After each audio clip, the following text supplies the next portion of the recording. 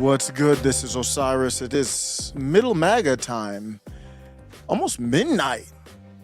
Monday. We almost on the, well, I'm on mountain time, so it's midnight on the East Coast, Central.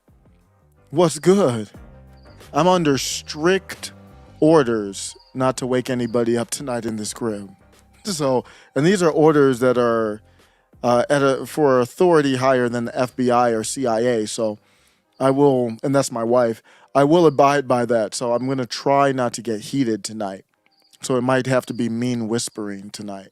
I'm going to be like Congress. You know how they write these meaningless letters? I'm going to do some meaningless whispering, like, ooh. I'm going to be very angry, very quietly, very respectfully. Well, thanks for joining. I did not see this coming. No, I honestly did not see this coming. I'm not trying to make a Nazi joke, even though it fits. The clown world that we're in, I don't need any more evidence. You already know it. If you're in this chat this early in the morning on a Monday to this random Negro's account, who's, again, I'm late. I apologize. I'm on Black people time, so cut me some slack. You already know. So go find a friend. This is going to be a find a friend episode. Go find a friend who doesn't know and let them know. The Canadian Parliament let this dude, Zelenskyy, come through, and they invited a literal Nazi. It's not a joke. It's not a... Go find someone who doesn't know about this and go tell them. It's not a joke. It's not hyperbole. And I'm not even started yet. That's where it starts. The Canadian Parliament brought in a Nazi, a real Nazi, not like, you know how they call anyone they don't like a Nazi. You know how like they call Charlie Kirk a Nazi? You know how they call Nick Fuentes a Nazi? You know how they might even call me a Nazi or a fascist? No, no, literally a Nazi. Like one of the OGs. Still alive. So they brought him in. It wasn't enough to bring that nigga in. They had to celebrate him. On some, this is on some like standing ovation type stuff. Hey, how's Canada doing? Let's check in. Oh, Canada. We have here in the chamber today Ukrainian-Canadian world veteran from the Second World War who fought the Ukrainian independence against the Russians and continues to support the troops today, even at his age of 98. They call him for a Nazi. Oh my God.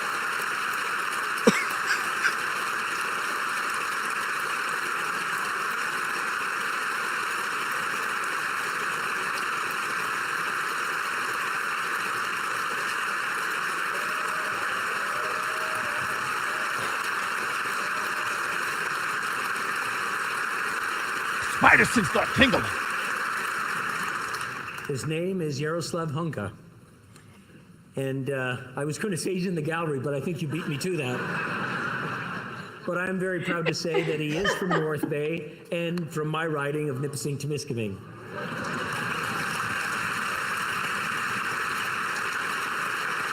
Jesus loves me the most. Seriously. A Canadian hero, and we thank him for all his service.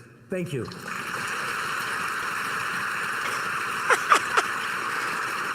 Are they serious?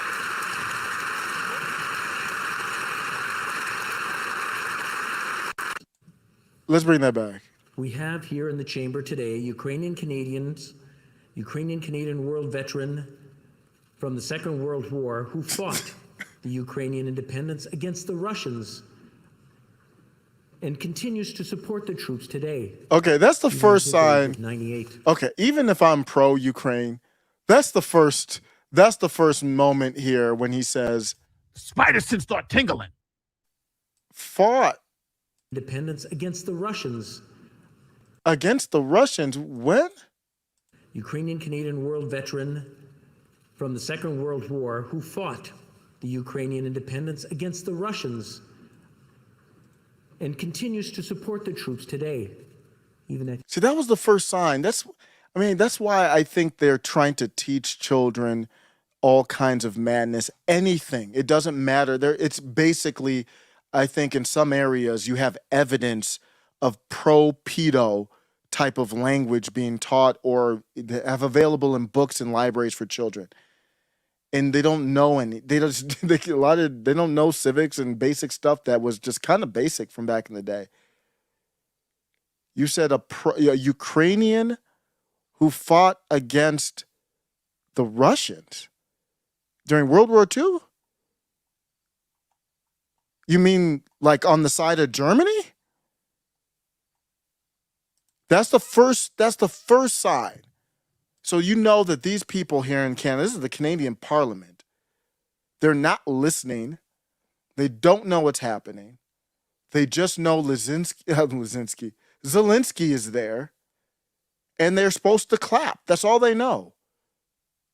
Canadian world veteran from the Second World War who fought the Ukrainian independence against the Russians and continues to support the troops today, even at his age of 98.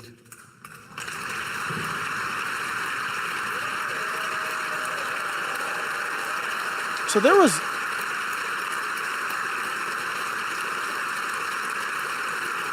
So you hear that, I'm like, okay, they're completely zoned out. They know they have to support this. So they're just clapping. A lot of them just clapping. But I hear some people cheering like they're in a concert or something. Like it wasn't just a standing ovation. It was like, there was like audible like, whoa. Oh, there was audible like, whoa. His age of 98.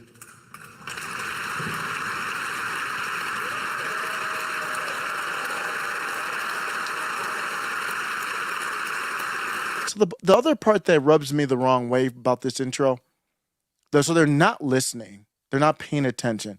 Because if they were, they know they have to support whatever's happening here. But if they were paying attention, you would have probably heard some hesitation. I guarantee you there's probably one or two or at least a few of them who were like, wait a second. They were probably kind of like ducking away, but the majority of them just went along with it.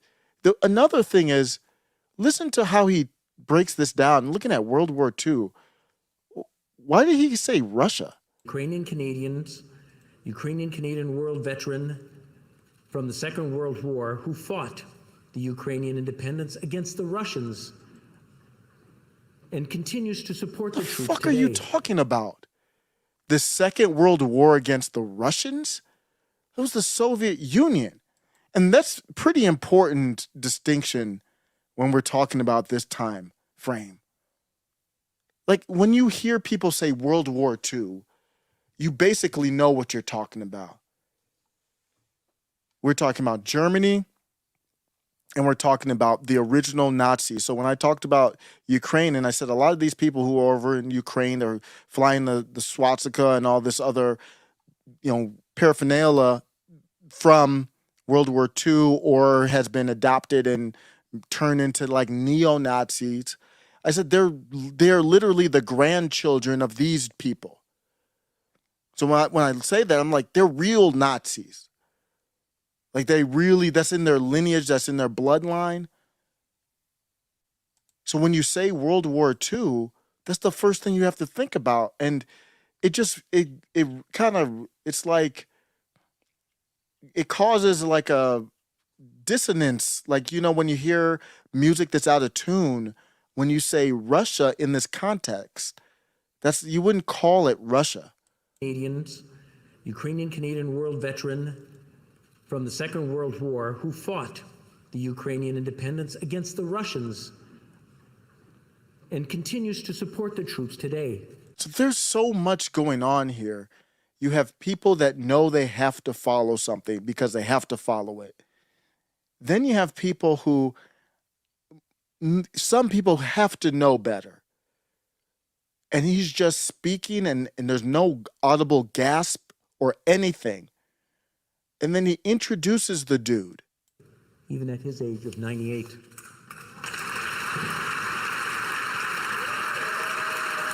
Oh my gosh.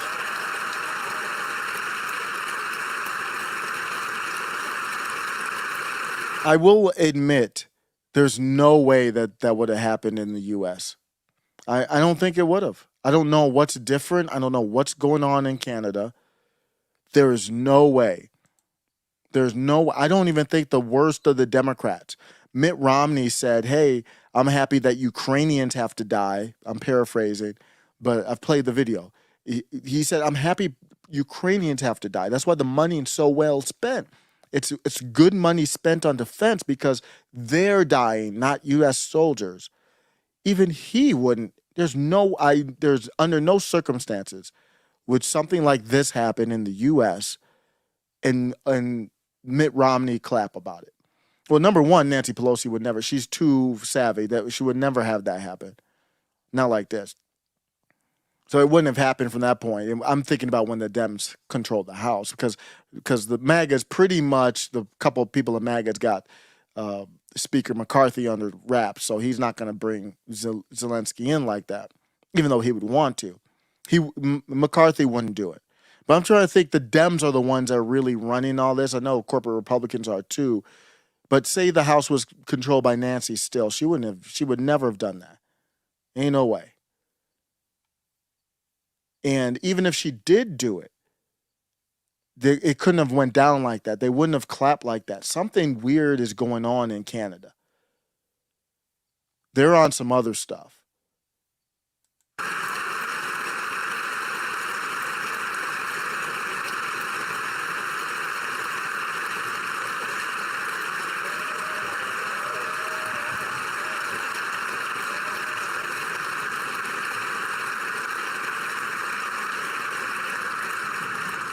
His name is Yaroslav Hunka. And I was going to say he's in the gallery, but I think you beat me to that. But I'm very proud to say that he is from North Bay and from my riding of Nipissing-Temiskaming.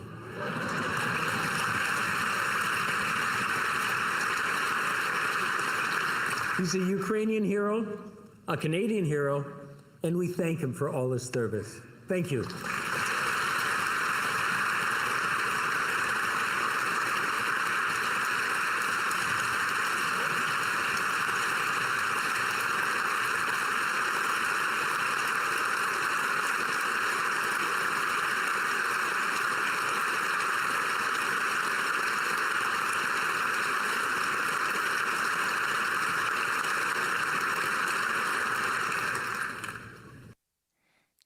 This is one of the more regrettable moments. Probably, I don't follow Canadian politics, but when we look back at the woke wars, which this is probably the start of what we would call the woke wars. Gives a lot of credence to what, and my definition of woke is allowing an authority outside of God to define your moral fabric. In Putin, I read it through a speech. It was brutal because I can't pronounce all these names of the Ukrainian cities and stuff. So I gotta figure that out. And then I want to read that speech again. Putin did a speech and he's talking about, he's using his rhetoric, his version of rhetoric, about how the West has gone woke and wild and crazy.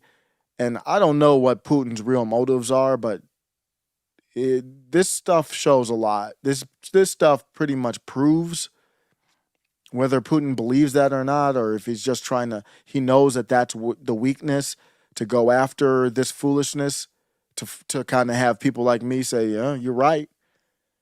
I don't know if he really believes that, but that just, it proves it. For it's evidence towards him being right. And you realize if America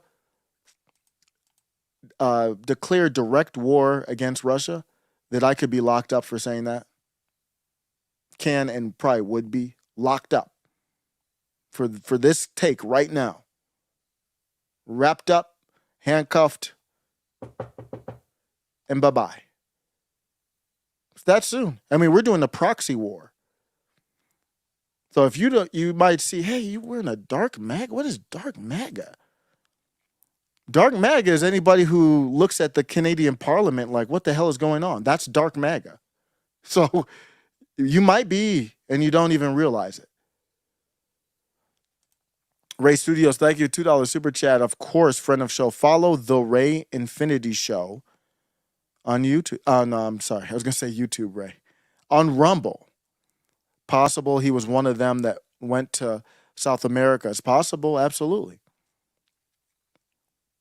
Now, after the whole Nazi stuff fell apart, Canada and the U.S. started scooping people up. They're like, they didn't really care about the Nazi stuff. They just wanted to win. And there's a lot of scientists and leaders and all kinds of people that got scooped up by the West. Canada was one of them. So I don't know what that was, but I don't know where he came through or what. I don't know his history. But the division he was with, so people started looking up online, talking about the history. To my knowledge, the Anti-Defamation League hasn't released a statement. I haven't checked recently, as of like 5 hours ago today, that I was searching for, at least on Twitter, I hadn't seen a statement from the Anti-Defamation League about this. But this whole thing here, I was like, give me some context about this division that this dude was in. This division was a unit, a paramilitary arm of the Nazi Party's organization, established in 1943 during World War II, a volunteer army. Originated as a small paramilitary unit, this is the 98-year-old that they were clapping about, and grew into a multinational force composed of volunteers from occupied countries. So they went around, many Ukrainians saw the division as a way to fight against the Soviet Union and hoped for an independent Ukraine after the war. The division underwent training in Germany and was equipped as a standard operating formation underneath them. Deployments and look how, see, I'm using ChatGPT. Look how ChatGPT is not saying Russia. It wouldn't make any sense. It's saying Soviet, primarily on the Eastern Front against the Soviet Red Army. You realize that the Soviets, they're trying to use modern day context. This is you look at historical moments and you wonder why I'm like, they're putting black people in white people's roles, not for Little Mermaid. I'm talking about in historical storytelling, in multiple different depictions of historical events, even on, I believe it was the BBC. I'm not going to look up for the clip, but they had black people playing the role of white people. This is the same type of madness. They're using this context of, because right now in the context of the West, this disease that all of Western society is going through is black is good. Doesn't really mean skin color, but in a way it's kind of related, because I wouldn't be good. Black is good and white is bad. And so here in this context, in our times, Russia is bad. It's supposed to be bad. So now they're going back to World War II, and basically trying to rewrite history in the context of what it is now and say that the Soviet Union was bad. In the context of World War II, no, they weren't. Participated in various operations, including the defense of Brody in 1944. Suffered heavy casualties and was reformed several times. I'd love to, go back and see what this dude was like, this 98-year-old was like, looking back at some of this stuff. Collaboration with the Nazis. The division's association with the Nazi regime has made it a controversial topic. Post-war, so this is what Ray Studios was just, I believe. This is right, Ray? This is what you're referring to. Let me show here. Post-war, many members of the division were interned in British prisoner of war camps. Some immigrated to countries like Canada, U.S., South America, in different countries in South America. Ray Studio says $5 super chat. Imagine a series where Mustache Man and his buddies escape and go to South America, and the show's about feds hunting them down through the jungle. It's actually not a bad idea.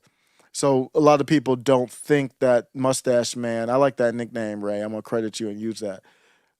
A lot of people don't think that Mustache Man really unlived himself. So you could go through and say, hey, what if? I think, Ray's, we talked about that on the live, I believe. We talked about so many topics, it's crazy. But yeah, I think Ray and we talked. I don't remember which one it was. I think it was a recent one. We actually talked about that. $5 super chat. Thank you, Ray, of course. Mendalopoly says the government has banned Tucker Carlson from interviewing Putin. First Amendment doesn't matter anymore, apparently. When you allow, and when I say you, I mean we, as Americans, allow the government to hide behind national security and classified information, you can put anything in that closet. So they can say, yes, oh, Tucker, you can't do this, or you can do this, you can't do that. Why? It's national security, of course. Imagine if we were in a war. That's what I'm saying. If there's a direct conflict, which that could happen very easily. Very easily, Russia now could fly, shoot a missile, hits Poland. We had that situation happens recently, which was alleged, but it didn't happen that way. But a missile hit somewhere in Poland, and then that's because we are in this gang with them called NATO. We go and throw down. You and your loved ones, potentially your children, grandchildren, pick up a gun, and you're now over there fighting for who, for what? And Tucker Carlson and whoever else. This isn't the 70s. They're gonna start. They'll drive around and put people in the paddy wagon, and it's time for you to go into prison. Martial law. That's what Ukraine's doing. Ukraine didn't. Oh, you know what I was listening to? Let me play a clip of this. Rand Paul was off. Maybe he was going off. And he was talking about how Ukraine they suspended their elections. They said, no, it's martial law. There's no need for any elections. And we could do the same thing too. I wouldn't be surprised if that happened. So that's the context of this dude here. So they tried to paint him in a positive light. There was eventually an apology that was released. They apologized. So they said, I think I have a quote. So there's just different parts of this in the aftermath. Justin Trudeau was like, I don't know. I didn't know. Justin Trudeau's like, I didn't know what was going on. I didn't invite him here. So he's scurrying because the apology would be an acknowledgement. This is a tough one to just apologize for. So Justin Trudeau is probably thinking, I got to do something a little bit different than apology. I got to weasel my way out of this one because the apology would be an acknowledgement. The Anthony Rhoda is the one you heard. He invited the guest, Hunka. Zelenskyy mentioned him, though. So this was under the kind of the umbrella of Zelenskyy.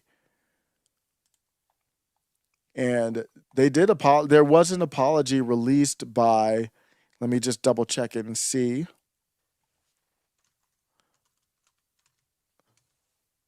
And so Anthony Rhoda, the Speaker of Canadians House of Commons, apologized for the recognition, stating he was unaware of Hunka's full history. And with the way that he was looking and smiling, I think he was under some type of spell or something, or maybe he didn't know. I think that might be true. Because you look at his face, he looked authentic as far as like being happy. It didn't look like he was trying to force something evil upon people. So I will actually believe that. Or he was underneath this, sometimes you're following the crowd. Zelenskyy is like the thing, like he is like one of the woke gods right now. So Zelenskyy comes through Canada, everybody, like he just came through America and Kamala Harris, and they're basically all on their knees, taking turns slurping this dude off from Biden to Kamala. And it almost looks like he's above them in the hierarchy of things. And I haven't even thought about that yet, but it almost looks like he's above where they are at. Liberty Lockdown had a great take on, part of this news here with Ukraine is they brought on this devil worshiping or devil art producing woman who I never heard of in my life, just looking into now. And they brought her in, this Maria Abramovich, and they brought her in to be an ambassador to Ukraine, whatever that means. And she's some type of, I don't know what she is. A lot of celebrities been following her, and there's videos of them kind of like giving her dap and props. And Liberty Lockdown had a great tweet, because now we're seeing that there's some pushback. Poland pushed back against Ukraine. I forgot if I even covered that. So many big stories I've lightly covered or haven't even covered yet. Here's Liberty Lockdown. This is Clint Russell from Liberty Lockdown. Great dude here. He's been on Timcast many times. He's kind of a disciple of Dave Smith. I'm not a disciple of Dave Smith. I'm like way underneath that. I'm not even at the level of disciple, but I'm a follower of Dave Smith. He's a disciple of Dave Smith. Like Dave Smith, I think he would consider himself a disciple of Ron Paul. He's just handing it down. This is in a respectful manner. Like Obi-Wan and Luke Skywalker and Yoda. He tweeted, I feel like everyone has this story wrong about Zelenskyy asking Marina Abramovich to be the ambassador to Ukraine. He says because the Western political class is trying to withhold his war funding, and the U.S. is kind of leading that front. And you heard the president of Poland, I forgot the exact title, so I got to go back and look at that, talk about, wait a second, Ukraine is like somebody drowning in the middle of a lake. And if we aren't good at swimming, if we're not very careful, if you've ever taken any of those classes, I took classes on that lifeguard type classes way back in the day. They say that the person who's drowning is just trying to survive. So they'll pull your head in and use your head as a bobber. I mean, they could unlive you in their efforts to try and survive. And he was like, I don't want that. He's like, he's going to pull us under Ukraine. So Clint says, Zelenskyy looking to this woman who knows very well connected, knows a lot of celebrities, politicians. They might have been doing unsavory things. Who knows? So Clint's like, this was a reminder to everybody in the West, politicians, everyone in power, that he knows where the bodies are buried figuratively. Blackmail.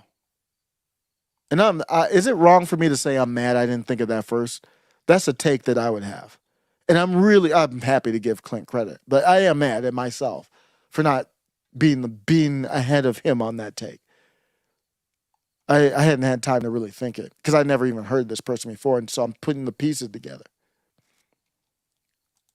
And I bring that up because it makes me think, is Zelenskyy in a way above Joe Biden and Kamala Harris on this totem pole? He might be.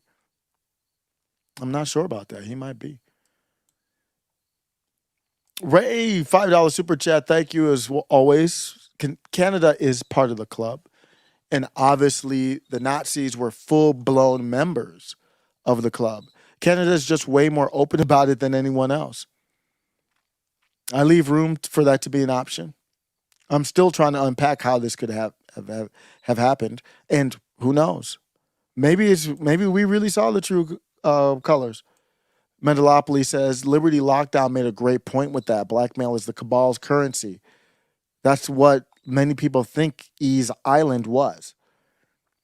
They really think that Epstein's Island was a part of just blackmailing people in power. There's movies about it. If you're interested in that topic, Luke Radowski is the expert there. I learned a lot from just watching Luke on it, and Ray as well. That part of and Alex Jones, part of what the cabal does is they get them in these gay. There's always these. It's always something gay. This Skull and Bones and all this other stuff.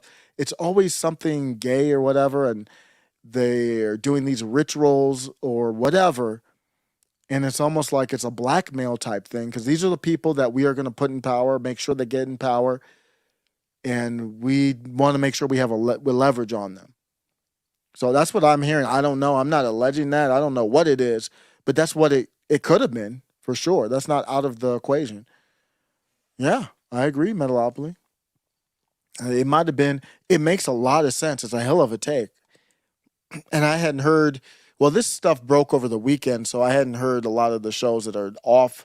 I hadn't heard anybody talk about this Marina person. And I was looking at some videos to play. I'm like, she's got some pretty dark stuff. I don't even know if I can play that stuff on YouTube or if I even want to on Rumble, to be honest with you. And so I'm like, why is this person the ambassador? I don't know. That's as good of a guess as anyone. So the other part of this whole controversy is Canada is where the excellent, the wonderful trucker protest happened. Remember, those were fun lives. When you can have Canada be a leader as far as basically a march, a fight for freedom peacefully. Canada they were leaders. The trucker protest was, remember honk honk? It was just excellent stuff.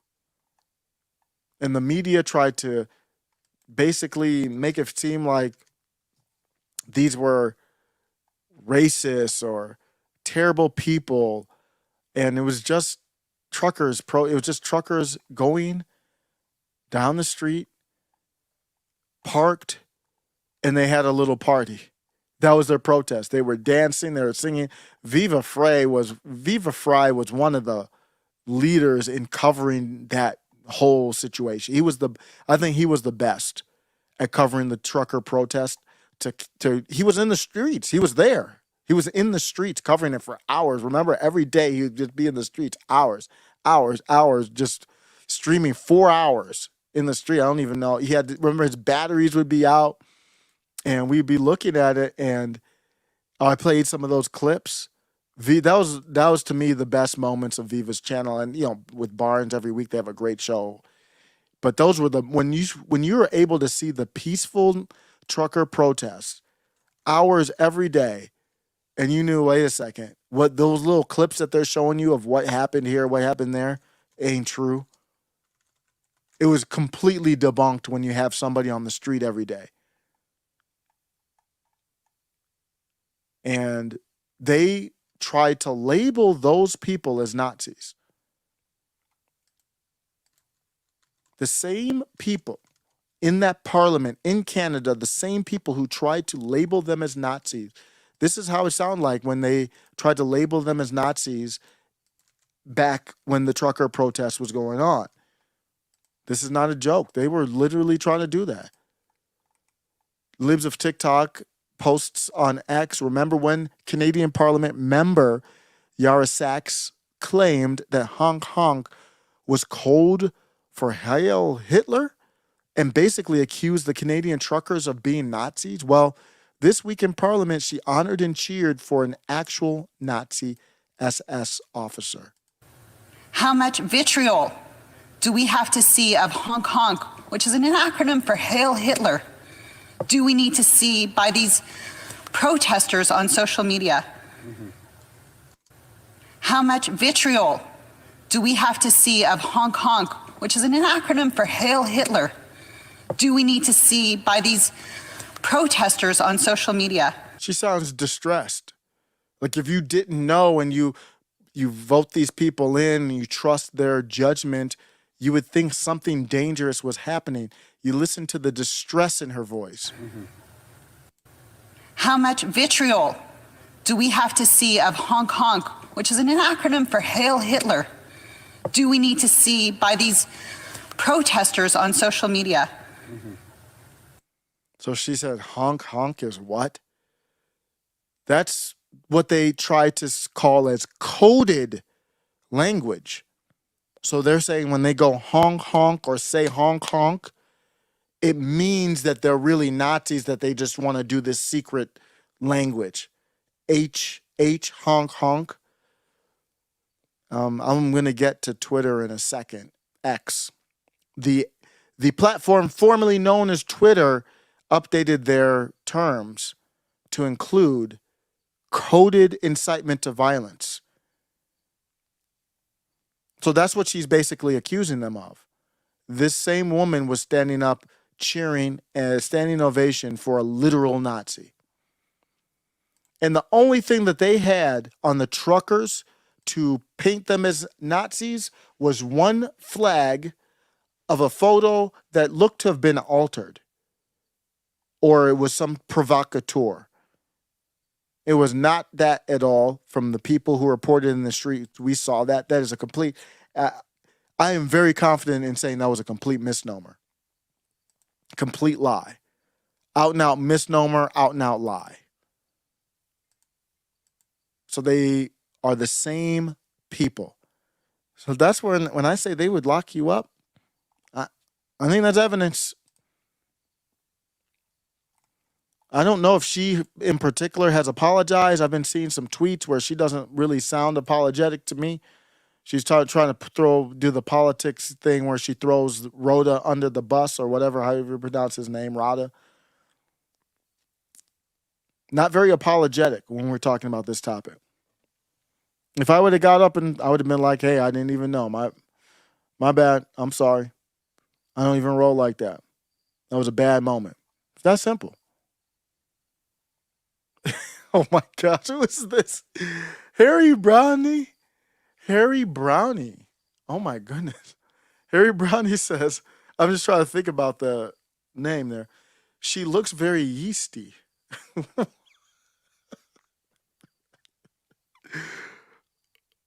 Close your eyes. Taco says, what's up, Taco? Taco says, close your eyes and listen to her. She sounds completely indistinguishable from a Democrat. So true. She sounds very yeasty. Harry Brownie says, Rosie O'Donnell syndrome. I think there was a picture of Rosie O'Donnell that came floating around, did the ranks on X. And that's all I got to say on that topic, man. Tell a friend. That's my takeaway is tell a friend, show a friend. You don't even have to make a judgment or anything like that. Just show a friend and be like, hey, I saw this. Let me know how that goes. I might show my wife that clip. She'll probably just be like, yeah, these people are stupid. Yeah, Adam Coit says, I hope hell exists because this woman is going. That could be. I'm going to leave that judgment up to God, but you could see that as a path. It looks like all of the West is going that path as well, though.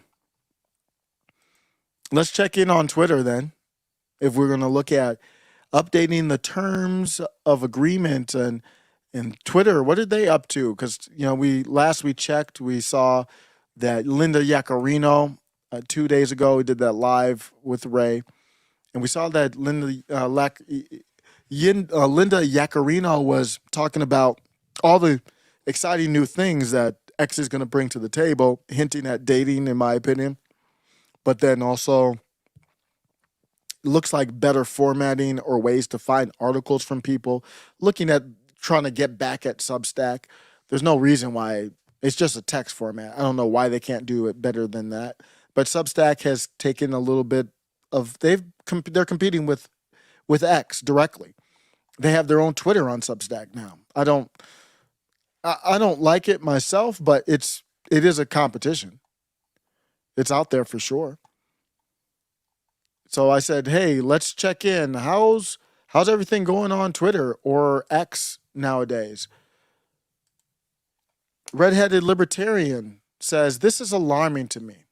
See, the Anti-Defamation League has a coded language database of words and numbers they gathered from years of scraping data from private citizens.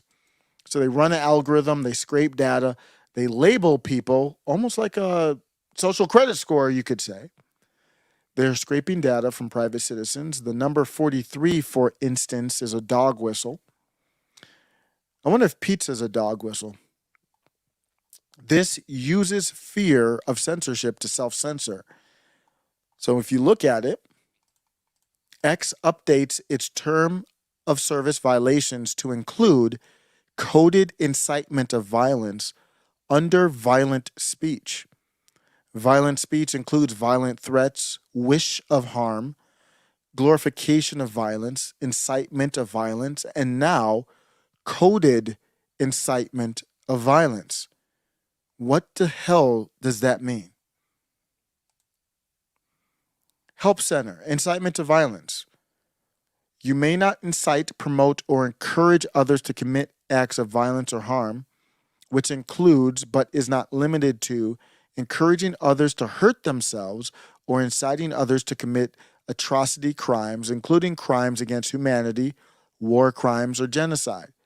This also includes using coded language, often referred to as dog whistles, to indirectly incite violence.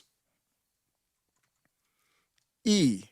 I know you're not controlling this anymore, so I'm not under any kind of idea that you're the one that's handling this.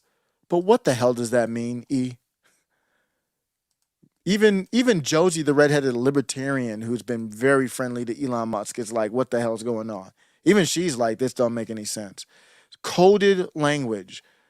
So you mean like this right here, this is coded language, E?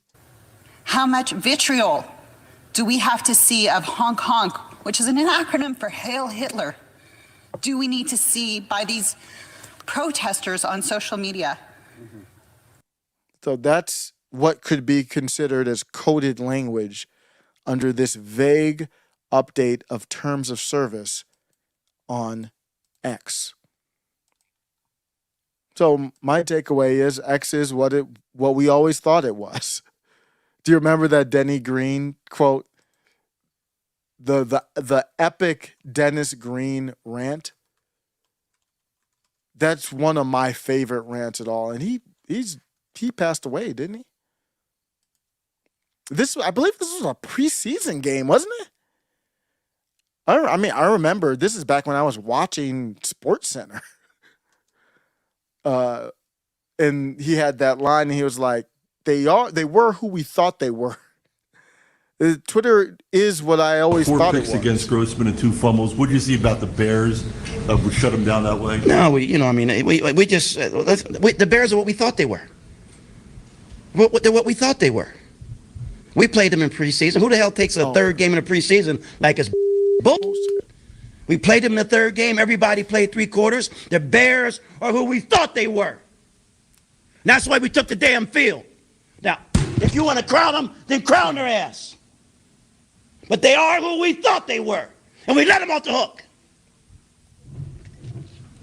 So it wasn't, I knew a preseason was involved. They had played each other in the preseason. And that's my take on that. X is what we thought they were, and y'all letting them off the hook. Now, if you want to crown them, then crown their ass. But they are who we thought they were. And we let them off the hook. That's why we took the damn field. So X is controlled by the World Economic Forum. If you don't know, the World Economic Forum dropped this digital push. I forgot the official title for it. It was in March, I believe. A whole pamphlet, this big, long PDF pamphlet of digital issues. One of them was incitement to violence. In that pamphlet, they didn't have coded language, but as Josie points out, that's ADL verbiage. Coded language. So Elon Musk has or really Linda Yaccarino has the ability to say, honk honk is not coded language, but under the policy, Linda Yaccarino also has the ability to say the honk honk is coded language. It's up to whoever is in charge. So what we've done is we've allowed private companies to create their own laws. when you look at the terms of service for these companies, there's only a handful of companies. If you go to your town square right now and you get a soapbox, you stand on it and you say, Zelenskyy is a bitch and he's dancing in stilettos, and why are we giving him money? And they're in Canada and they're giving standing ovations for literal Nazis. It doesn't matter because nobody's there.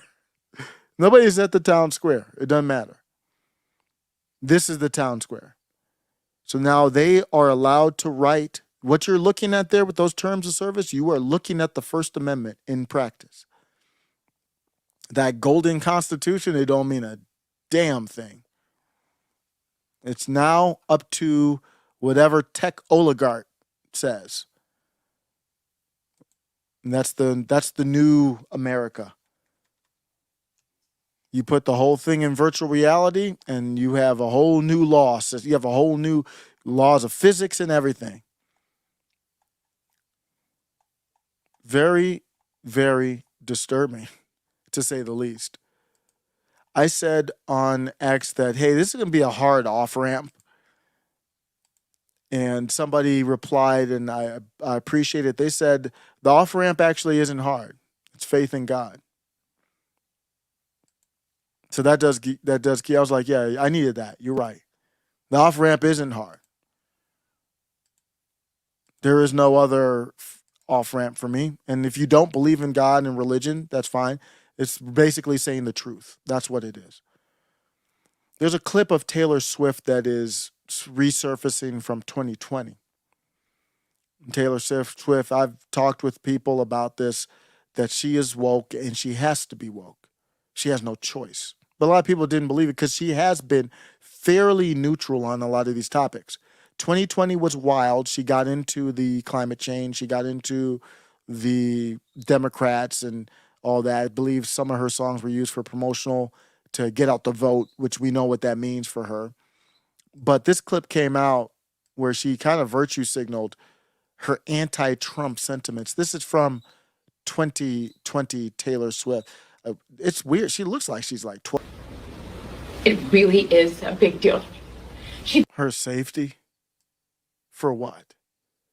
Votes against fair pay for women. She votes against the reauthorization of the Violence Against Women Act, which is just basically protecting us from domestic abuse and stalking. She thinks that if you're a gay couple, or even if you look like a gay couple, you should be allowed to be kicked out of a restaurant. It's really basic human rights, and it's right and wrong at this point. And I can't see another commercial and see her disguising these policies behind the words Tennessee Christian values. Those aren't Tennessee Christian values. I live in Tennessee. I am Christian. That's not what we stand for. So she's saying that she regretted speaking out, and she's referring to the 2016 election. That clip is from 2020. And she's saying that she regrets speaking out. And she really, since then, has not spoken out that much. The most I've seen was around 2020. So she's using the safety card going after Donald Trump. And she's in Tennessee. And people are now sharing this around. So she's virtue signaling about her allegiance to anti-populism is what that Just is. from a security So you standpoint, think Taylor Swift comes out against Trump. I don't care if they write that. I'm sad that I didn't 2 years ago, but I can't change that. Who does she sound like? She sounds like Eminem. She sounds exactly like Eminem in that clip. So it's very inorganic to see people of all walks of life come out and they sound like that. Who else sounds like that? I mean, you could all put them in the same bucket and the clips all sound the same. Snoop. So Snoop came out, and he's one of the most commercialized dudes now. Can you believe that? He went from Murder Was the Case, which was a great soundtrack.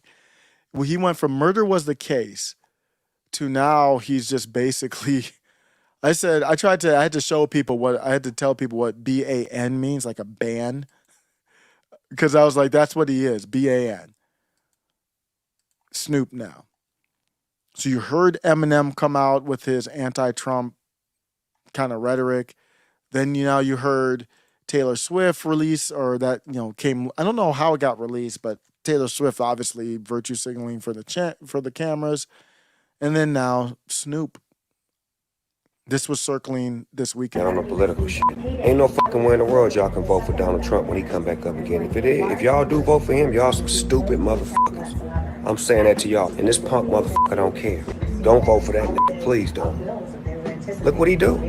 He just don't give a fuck. Y'all honest, blue-collar, hard-working people and suffering. So if he don't care about y'all, he really don't give a fuck about us.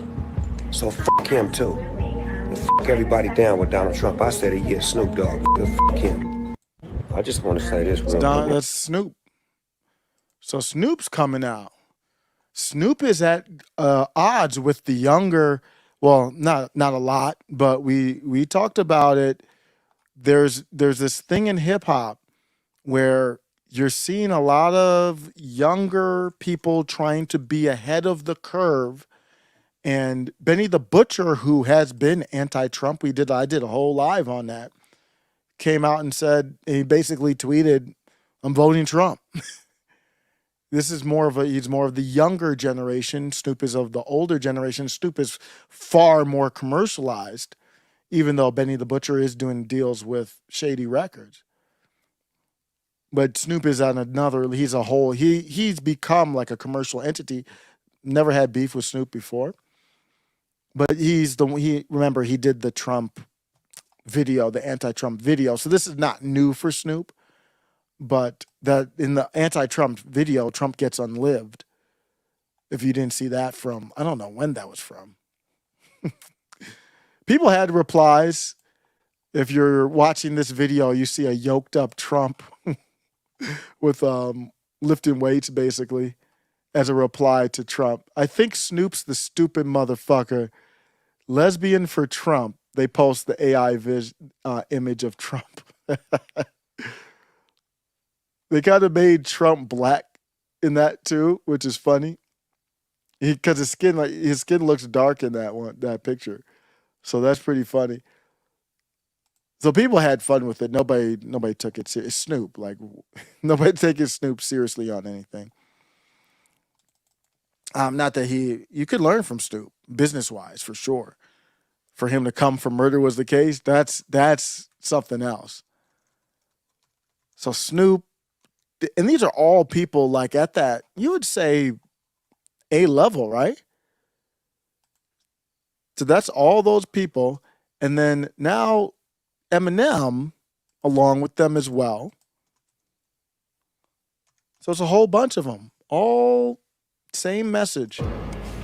I get too flustered in my head, and the shit that I want to say, there's too many things I want to say at once. So sometimes I start talking and I'm not able to convey the message the right way because I just get flustered and frustrated watching him play to his base that thinks that he cares about them, and it's actually the people that he cares about the fucking least. If you're talking about his core being, a majority white middle class, what I don't understand is how in the fuck do you feel like you relate to a billionaire who has never known struggle his entire fucking life? I will say this, he talks a good one. And if you're in his base, you're a core, let's say you're going to the rallies or whatever, you watch him on TV, you hear him talking this shit, there's part of me that understands all right, he's somehow still got them because he's brainwashing them into thinking that something great is gonna happen. Nothing's happening. Nothing is happening. Cheering a little Nazi is probably closer to brainwashing. But Laura Loomer changing over to Gavin Newsom. Rising Serpent, I believe, on X is somebody I follow, and they raised a good point. It's time to move on from Joe Biden. And I was wrong. Well, I was wrong in a way because I was like, I need to see Trump go harder on Joe Biden. Trump goes pretty hard on truth, actually. But if a tree falls down on truth, does it really fall down? Does it make a sound in the woods of truth if nobody's around to hear it? I don't think it does. Effectively, it doesn't. And he's not hard on Biden when it matters, where it matters. He's not there with it in interviews and stuff like that. He's trying to water himself down, I believe. But the take from Rising Serpent was, it's time to move on from Joe Biden. He's decrepit, old. He's obviously going to be swapped out at some point. It's time to move on. We don't know who it's going to be, but Gavin Newsom could be one of those people. Laura Loomer is kind of taking that. And DeSantis was actually right about that. DeSantis never said that, but he was going back and forth with Gavin Newsom. And I actually said that was a good thing for DeSantis. They were supposed to do a debate or whatever, but I haven't heard anything from it. But that was a great idea for Ron DeSantis and Gavin Newsom, to be honest. But Ron DeSantis, I think, saw maybe he had a little bit of political instincts there in that going at Gavin Newsom was actually good for him. It's better than going after Biden. Biden is irrelevant as far as politics go. He's just a thing.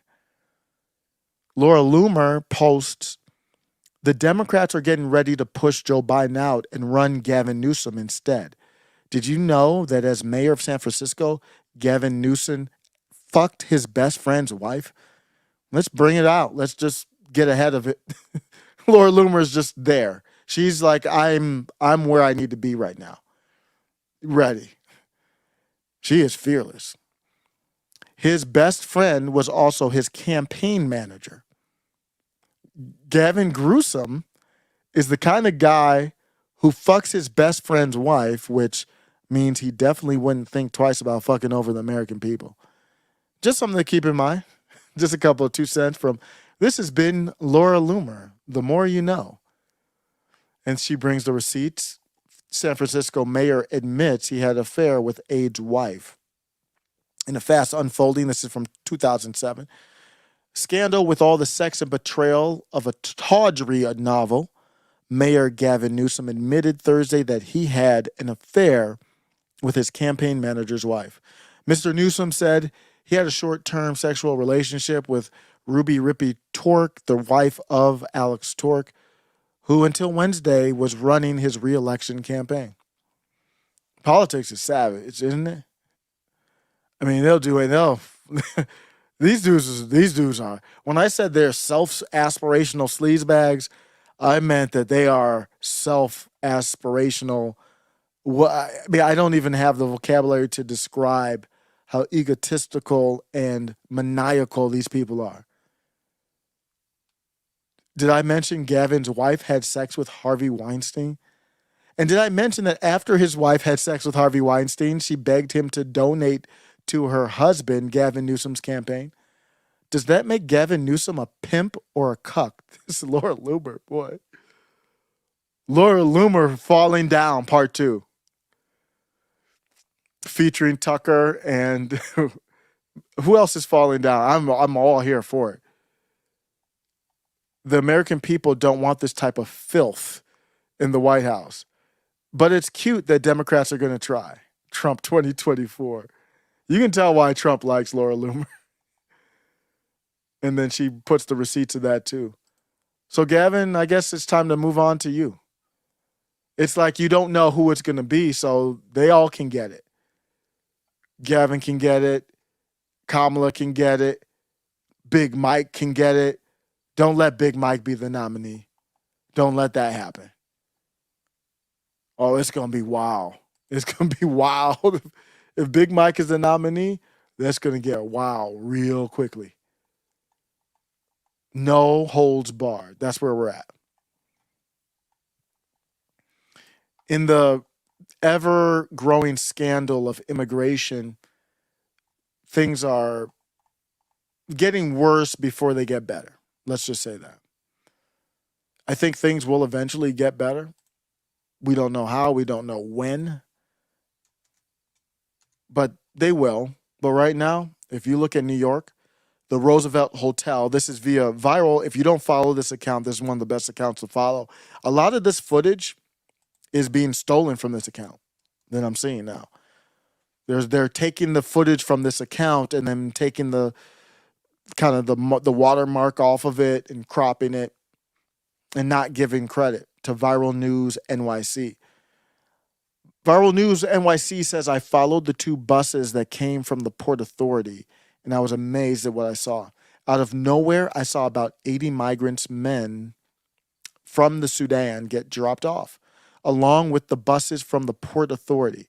I was told around 6 buses showed up today with hundreds of migrants. It's a very kind way of phrasing it. I think this account wants to be neutral and just really present the news, so nothing against them for that. They present the news, and then I will say illegal aliens. But they said migrants. Leroy Press, copyright protected. So this is Viral News NYC. They had a lot of the Black Lives Matter stuff came out of this account. That's when I found this account. So basically niggas walking in. This is just, it's all, I don't see families. It's young 20-looking-year-old niggas from Sudan or wherever else. So they come off the bus. I see one woman there. There's I don't know who, I don't know if they're the migrants too. I just see, mostly I see men. Getting bussed and dropped off at NYC. Roosevelt Hotel, some of them are being brought inside to be processed. So looking at the streets again, more men. And this is part 1 and 2. He broke it up in different parts where he tracked the buses. These are the buses as they came in. We have to look at X for these because I don't know if I've seen this covered on mainstream media. We do see some kids there. I do see some women on this one. I wonder if they separated them. I'm seeing a lot of women on this one. It looks like all women and kids in this one. It looks mostly like women and children in this bus right here that I'm seeing. Then I see a couple men. Where are they from? What's their history? When are we going to bust them back out? Doesn't look like there's any plans for that. So that this crisis is just getting worse. Port Authority, NYC Part 2, a second bus of migrants were dropped off and greeted by advocates. The migrants were put on a bus and sent to the Roosevelt Hotel. So here's another angle. So you have, I don't know who's in the military gear there, but they're being escorted.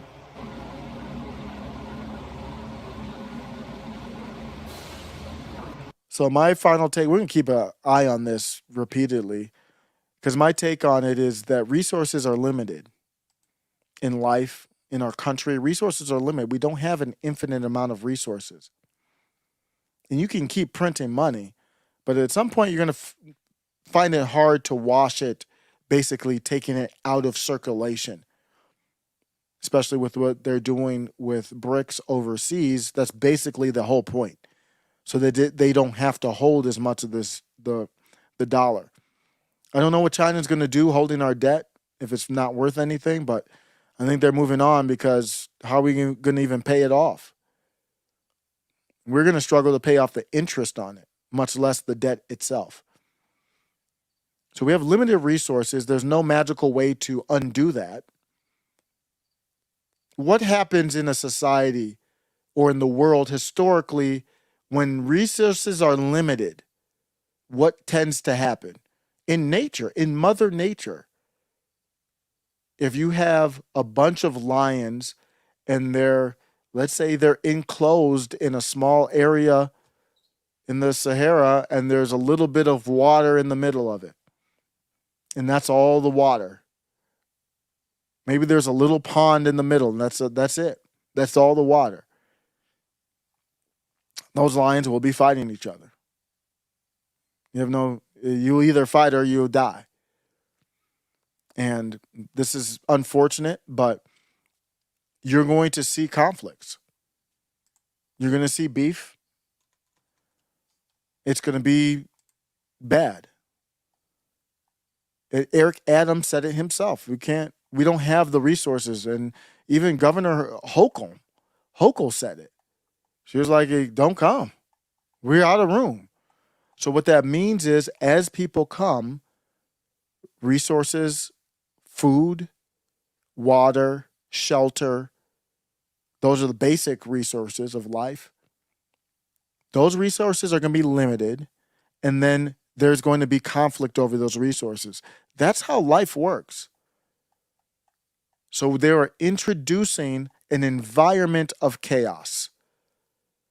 And we also saw this this is a video that wasn't given credit to them, but this is from Viral NYC. And I don't condone this, but this is what's going to happen.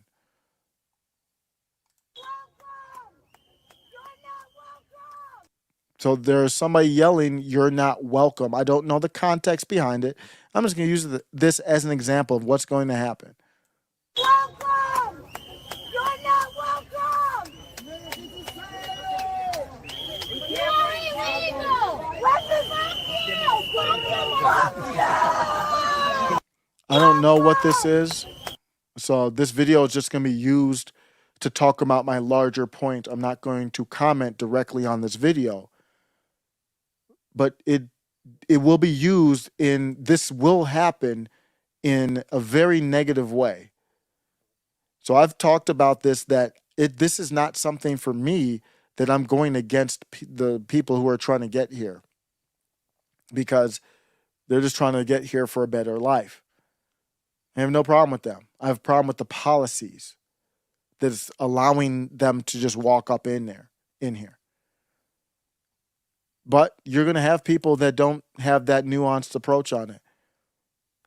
And this account here, this is a terrible account, this Republicans Against Trump. But I'm very big. I talked about this with the homie, Stephen Ignoramus. And I was like, I watch MSNBC every day. Part of it's just a pattern. I've always watched Morning Joe every day for years. Have loved that show. Before Trump, that was a great show. Believe it or not, they were critical of Obama. Before Trump, they were pretty new. I don't know if they're neutral, but things were way different. And I still watch it, and he's like, damn, I don't know how you can get through that. And I don't watch I used to watch the whole damn show. It was like 2 hours, and then I used to watch so much of it, I would watch the 2 hours, whatever it's on. And then like the last hour, they replay the beginning, and I would watch the beginning again, damn near every day, pre-Trump. And then after Trump came out and made those comments against Mika, that's when they really went south. Because I think Mika and Joe went to the White House. I forgot whose book it was. Was it Bob Woodard's book?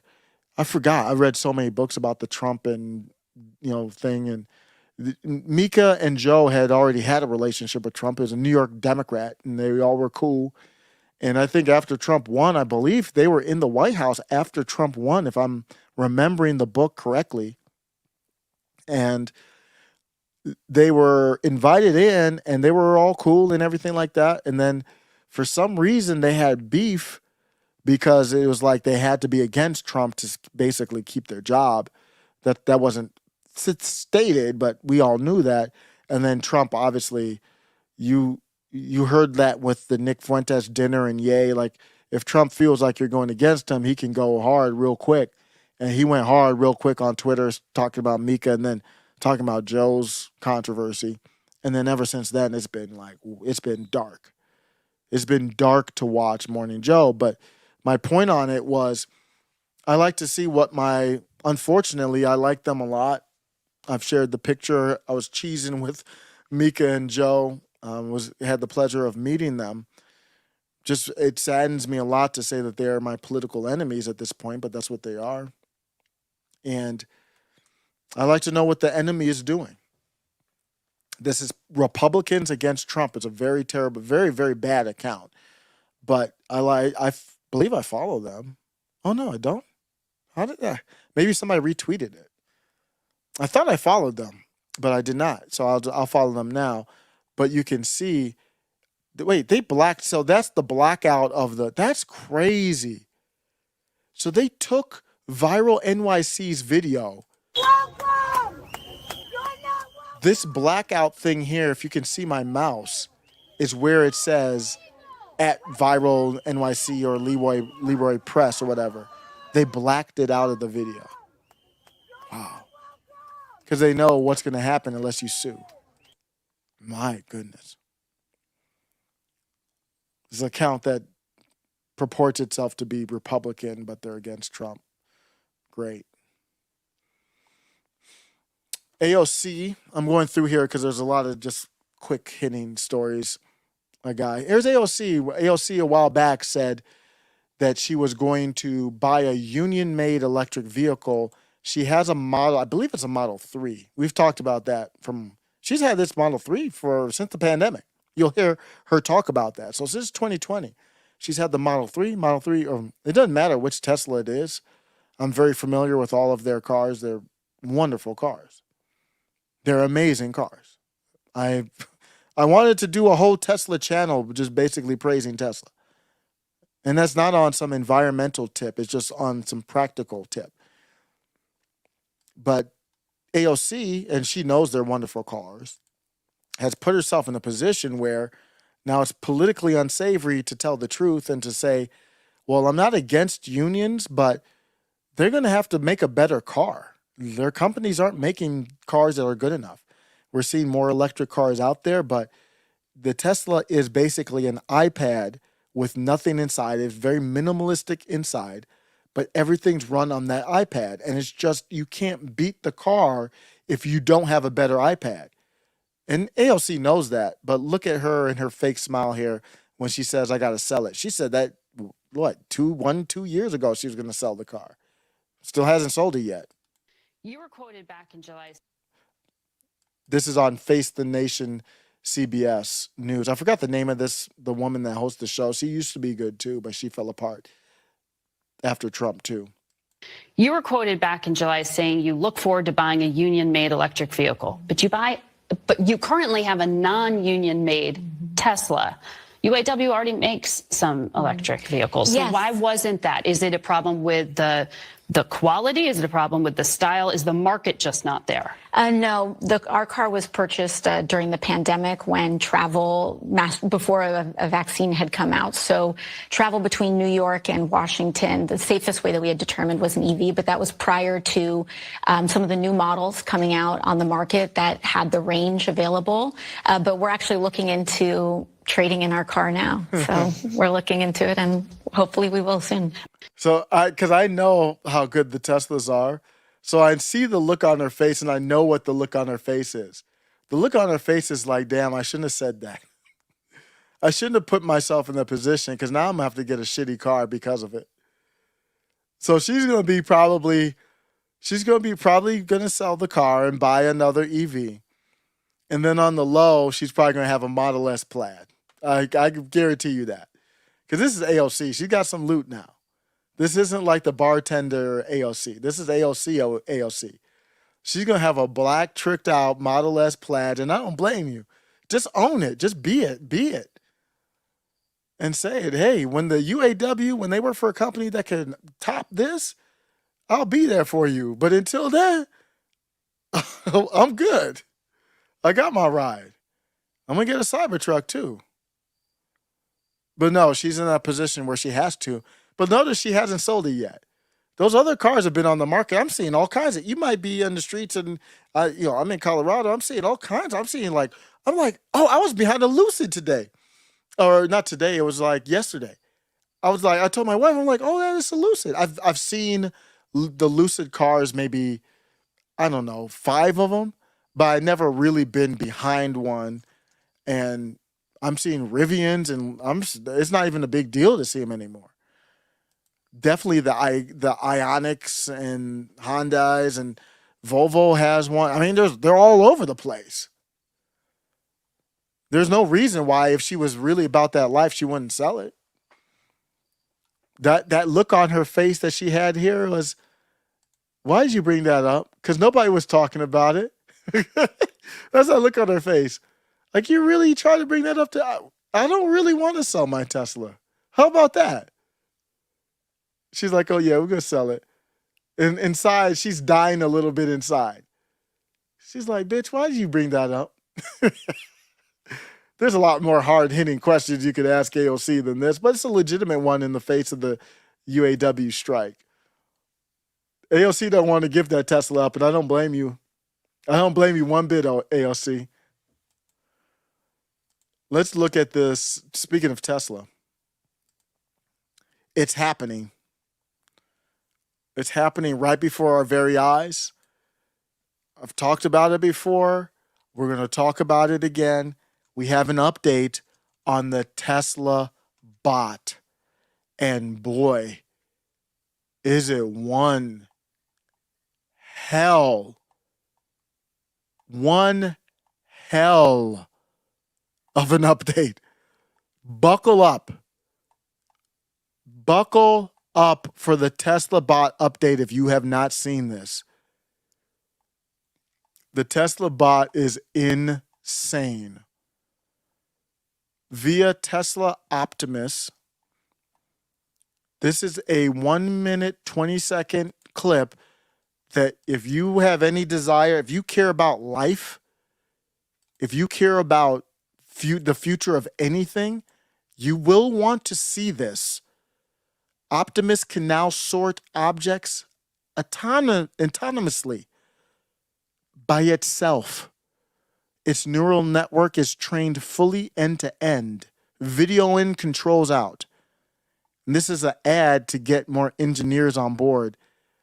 If you are a top flight engineer, there's nowhere else you would want to be other than Tesla. This is a car company. So they got this corny video music playing. So I'll just turn the sound off. Optimus is now, let me read it. Optimus is now capable of self-calibrating its arms and legs. I have a video of Optimus. This is a robot. And this is a robot that Tesla is hoping to scale. And if you know anything about the company is, they're not looking to sell these things for $100,000 to few people. That's what the Lucid EV car is.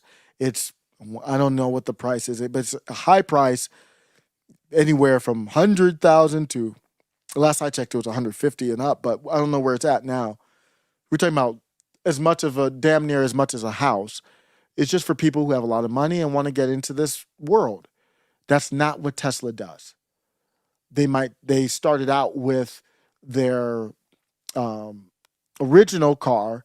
So they had the first Roadster that was expensive, but then that wasn't the goal of the company. The goal of the company was to get the Model 3 eventually and even get a cheaper one that they are working on right now to come out that everyone will be able to get. Not everyone, but if you're in the market for a car, you'll be able to, and especially on the used market, the prices will be lower, $25,000 or something like that, getting in the door to a cheaper car. That's what they want to do with these things. They want these things right now. Who knows how much this would be? Maybe the robot that right now is worth $1 million. The goal is to get it down, get the manufacturing stripped down. This is what the UAW is competing against. The UAW is competing against a car company that is making robots that can do this right here. And they want this robot to be $20,000. And you might think that's still a lot. Nah, it's not going to be that much. You'll figure out a $20,000 to get the robot that can do this. Optimus is now capable of self-calibrating, and we're looking at the robot moving its arms in an environment to figure out how far am I from the wall? What is around me? Has sensors, it has 5 fingers. And it has a camera, same technology as the car. They just put it in a robot. The car is a robot. So they just put it in a robot form. Using only vision and joint position encoders, it can precisely locate its limbs in space. I'll play the whole thing uninterrupted after I'm done here. because there's no, for the podcast, you can't see anything. So this is like Terminator. It's analyzing the world. It's picking up a blue box. So it's picking up blue Legos, basically, and putting them in the blue side. It's taking up green Legos and putting them in the yellow or greenish side. This is a robot. For example, it can sort these blocks by color fully autonomously by itself. This is not like when they first announced the Tesla bot, they did this really bad thing where they had a dude in a mime outfit that looked like the Tesla bot that was dancing. It was stupid. This not that. This is the real robot. So this robot will be eventually folding your... How much would you pay for a robot that would fold your laundry for you? How much would you pay for that? And that's not all it could do. How much would you pay for a robot that would be damn near your house cleaner? $20K? Shoot, I'll get another job. Are you crazy? But I guess that's kind of the point. What other job are you going to get? If I could get a robot that would clean out the damn basement, I got some weeds to pull out. How about that? $20K? I'll go figure it out. We'll go figure it out, do a loan, do something. Because you know how much time that would free you up to go try to make money with something else? This robot will be able to fold your laundry. This robot will be able to clean your gutters. This robot will be able to... What do you want it to do?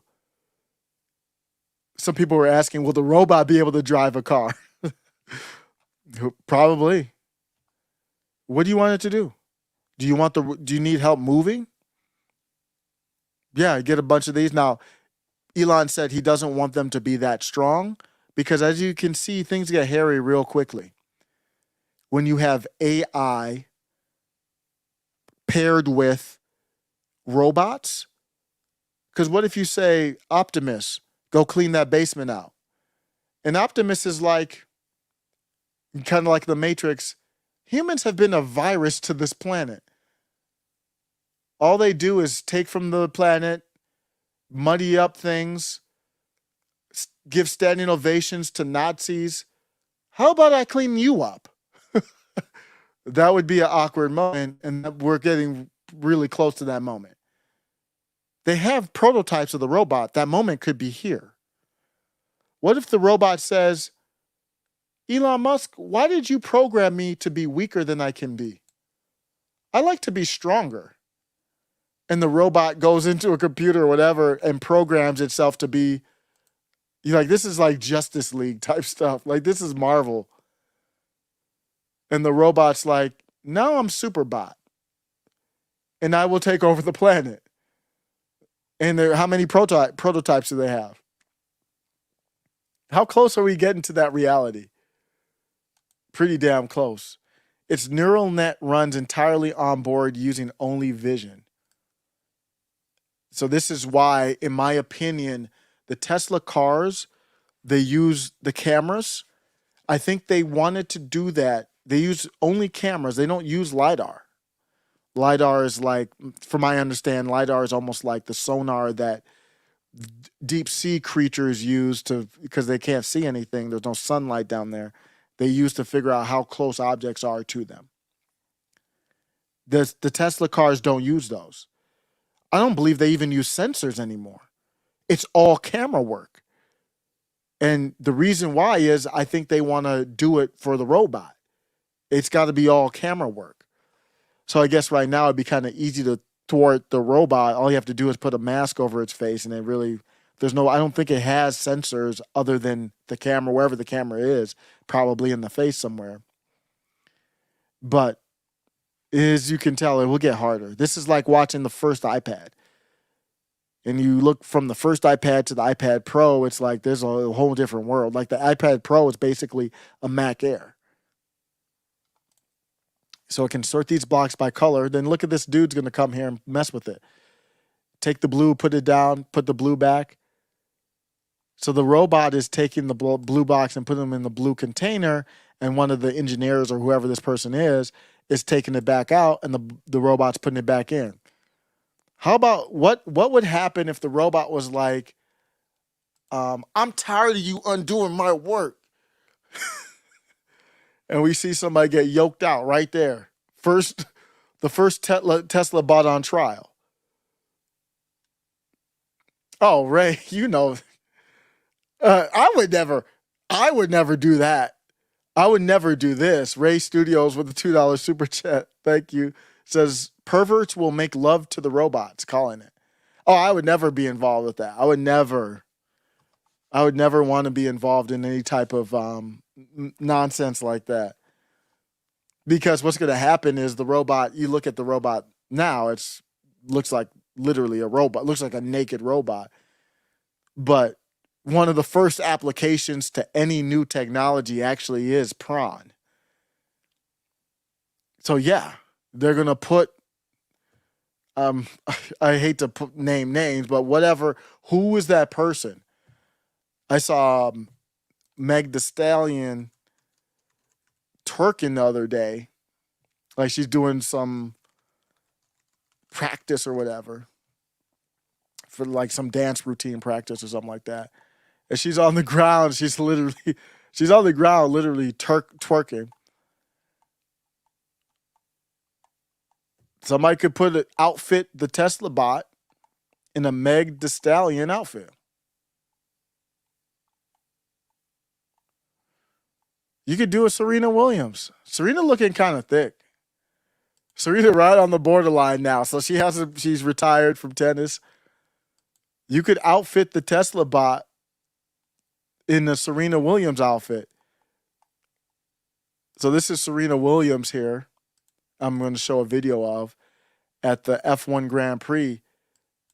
And she's right on the border. She's not, let's just say she's not in playing shape. I mean, it's not necessarily a bad thick depending on what you're into. But that's not the Serena Williams that's the greatest tennis player of all time. She's at a different level of thickness here. I mean, she's got to be. I'd venture to say, because she's very muscular too. I mean, she's got she's got a pooch there. But I will venture to say she weighs more than me. I'm pretty sure she weighs more than me right now. You know what my definition of thick and fat is? And you know what? I think she's just right on the line of thick. I don't think she's fat.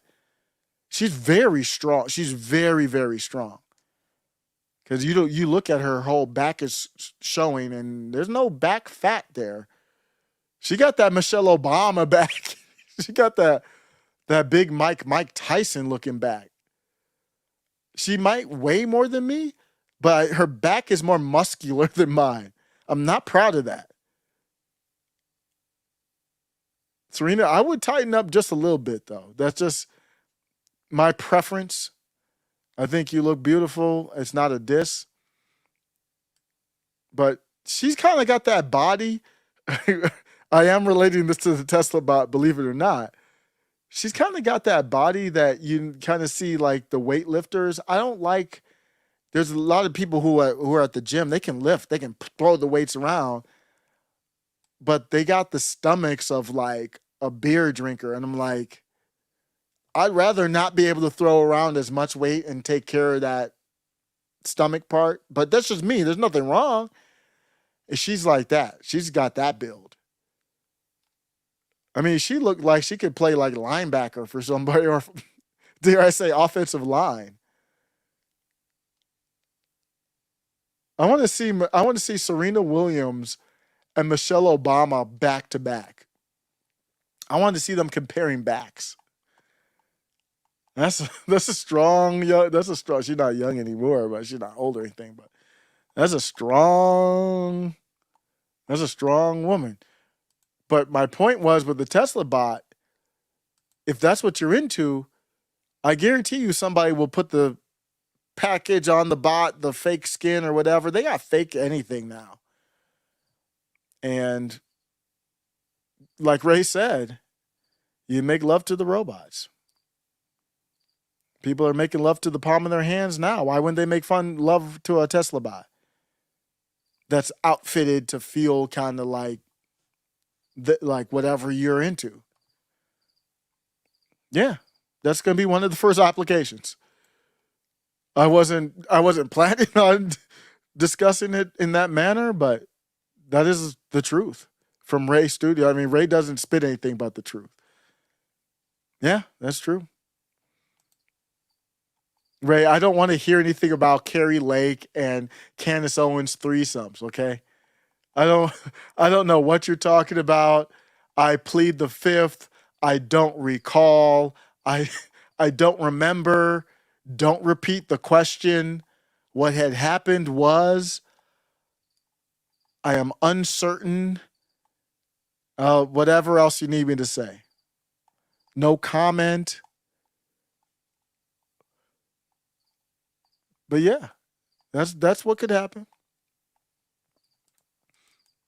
You could make the Tesla bot twerk. You could give the Tesla bot a Serena Williams body and make it do whatever you want it to do. And women, I'm just coming from a different perspective, but women, you could do the same thing for whatever man, you want a man that actually does chores. You want a man that you can just say, hey, go do this, go do that. You got the Tesla bot. We're going to be instinct, fellas. But we're going to have our own bot. So the women are going to have the Tesla bots that do whatever the women want the Tesla bots to do. Any women in the chat? Probably none. But if you're a woman in the chat, thanks for stopping by. You're going to have the Tesla bot do whatever you want. Meanwhile, this is what we're going to have our Tesla bots doing. We're going to show the Tesla bot a video of Meg Thee Stallion doing some kind of ass twerking. And we're going to say, I need you to do that. The Tesla bot's going to be like, we're not programmed to do that just yet. We have to get an upgrade. And then we'll be like, they're probably going to do the upgrade to the Tesla bot. Twerk like Meg Thee Stallion, $1,000. You give me your credit card, we'll make that happen.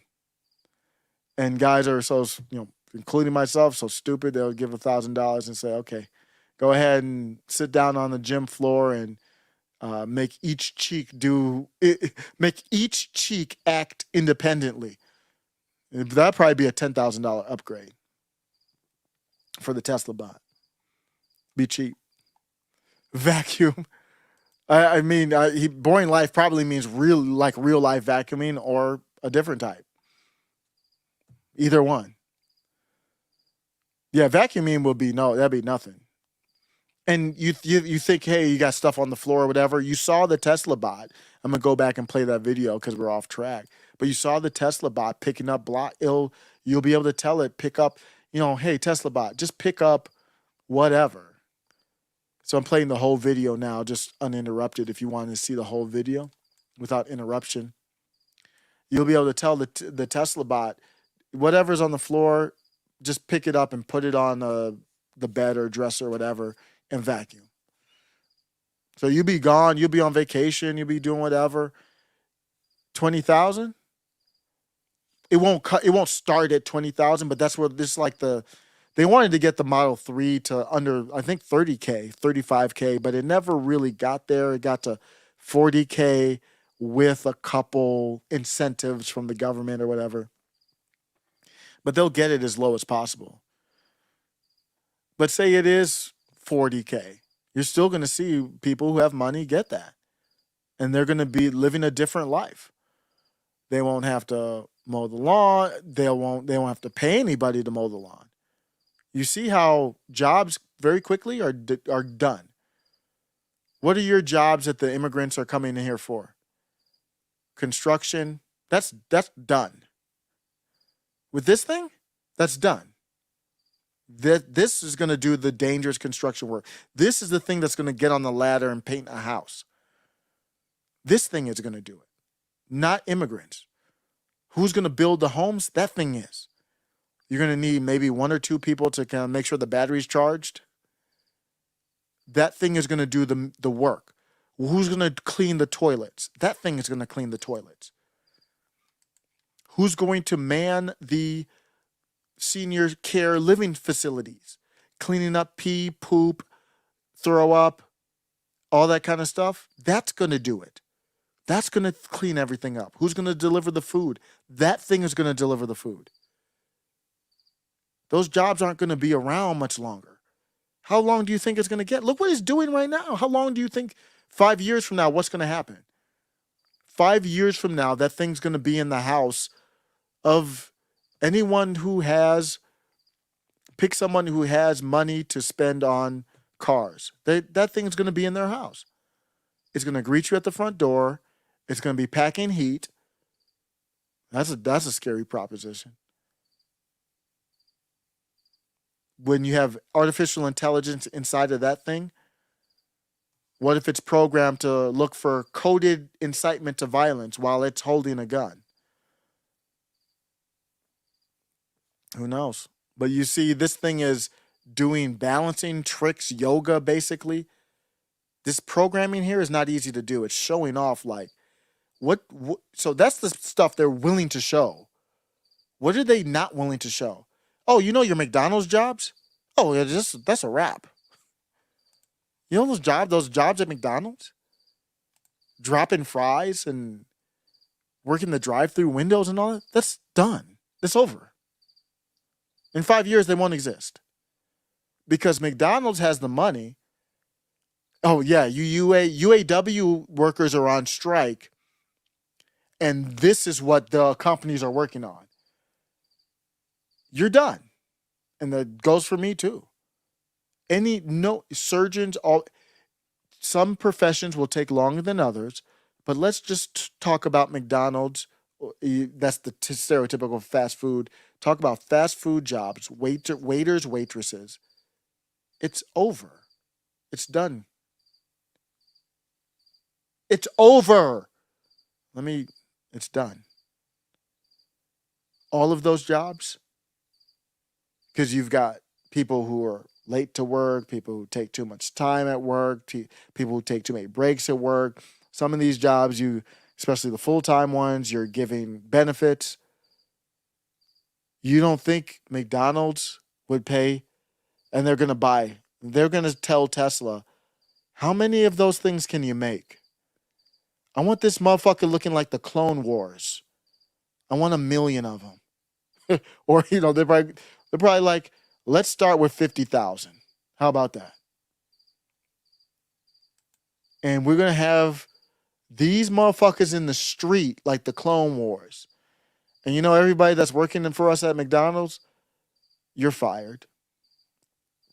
Effective immediately.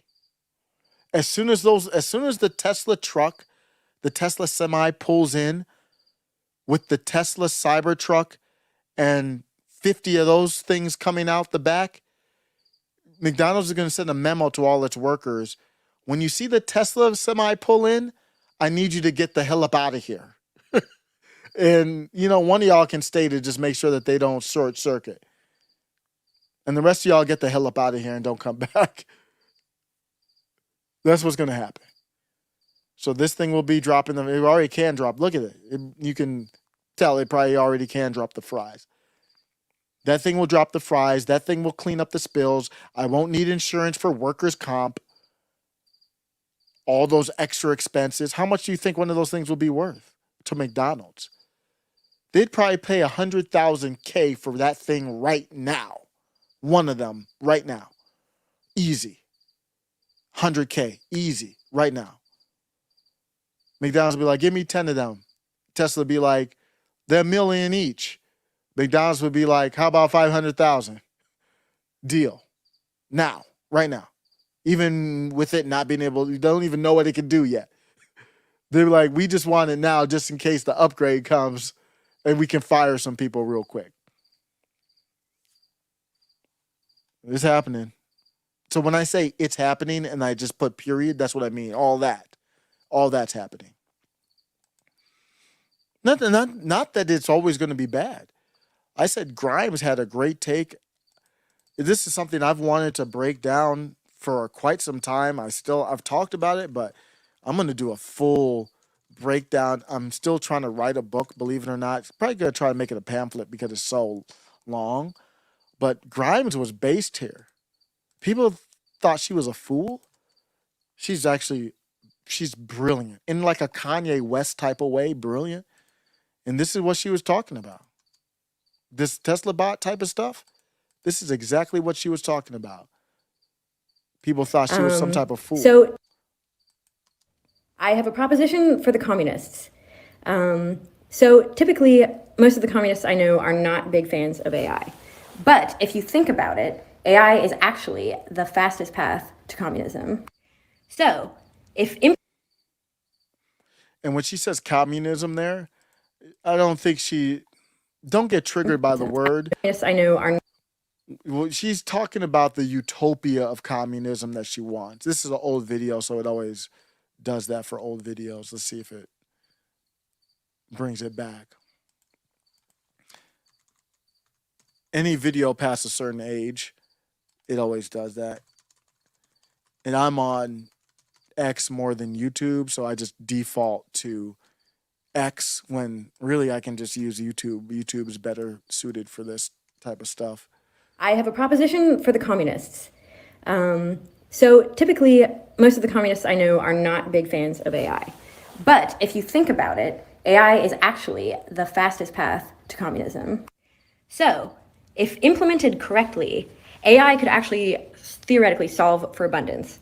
Like, we could totally get to a situation where nobody has to work, everybody is provided for with a comfortable state of being, comfortable living. AI could automate all the farming, weed out systematic corruption, thereby bringing us to as close as possible to genuine equality. So basically, everything that everybody loves about communism, but without the collective farm. Because let's be real, enforced farming is really not a vibe. I have a proposition for the capitalists. See, a lot of the... So somebody was making fun of her. I didn't even realize that. So I'm not sure, Aria Lee. I thought they were tattoos. I'm not 100% sure. I'm not a tattoo expert. Aria asks if all that stuff on Grimes' face are tattoos. I know I saw news stories that she was thinking about getting tattoos on her face. They look like tattoos to me. I don't know if they're permanent or magic marker or what. But she did an interview with Lex. I mean, it was a great interview too. Oh man, this is really good stuff. I'm not gonna play too much. I'm just curious if she had the tats on her face. I mean, it just fits her vibe so much that. So when if you ever hear me say such a vibe, that's where I got it from. It's from her. So here she we are becoming Lex. So it doesn't look like she had. I don't know. Cyborgs, like our brain. I don't know what that is on her face. So maybe those weren't real. I don't know. She's got stars on her face here. I don't know. So maybe this is what I'm seeing here. This is the Lex Friedman interview. And she doesn't look like she has them.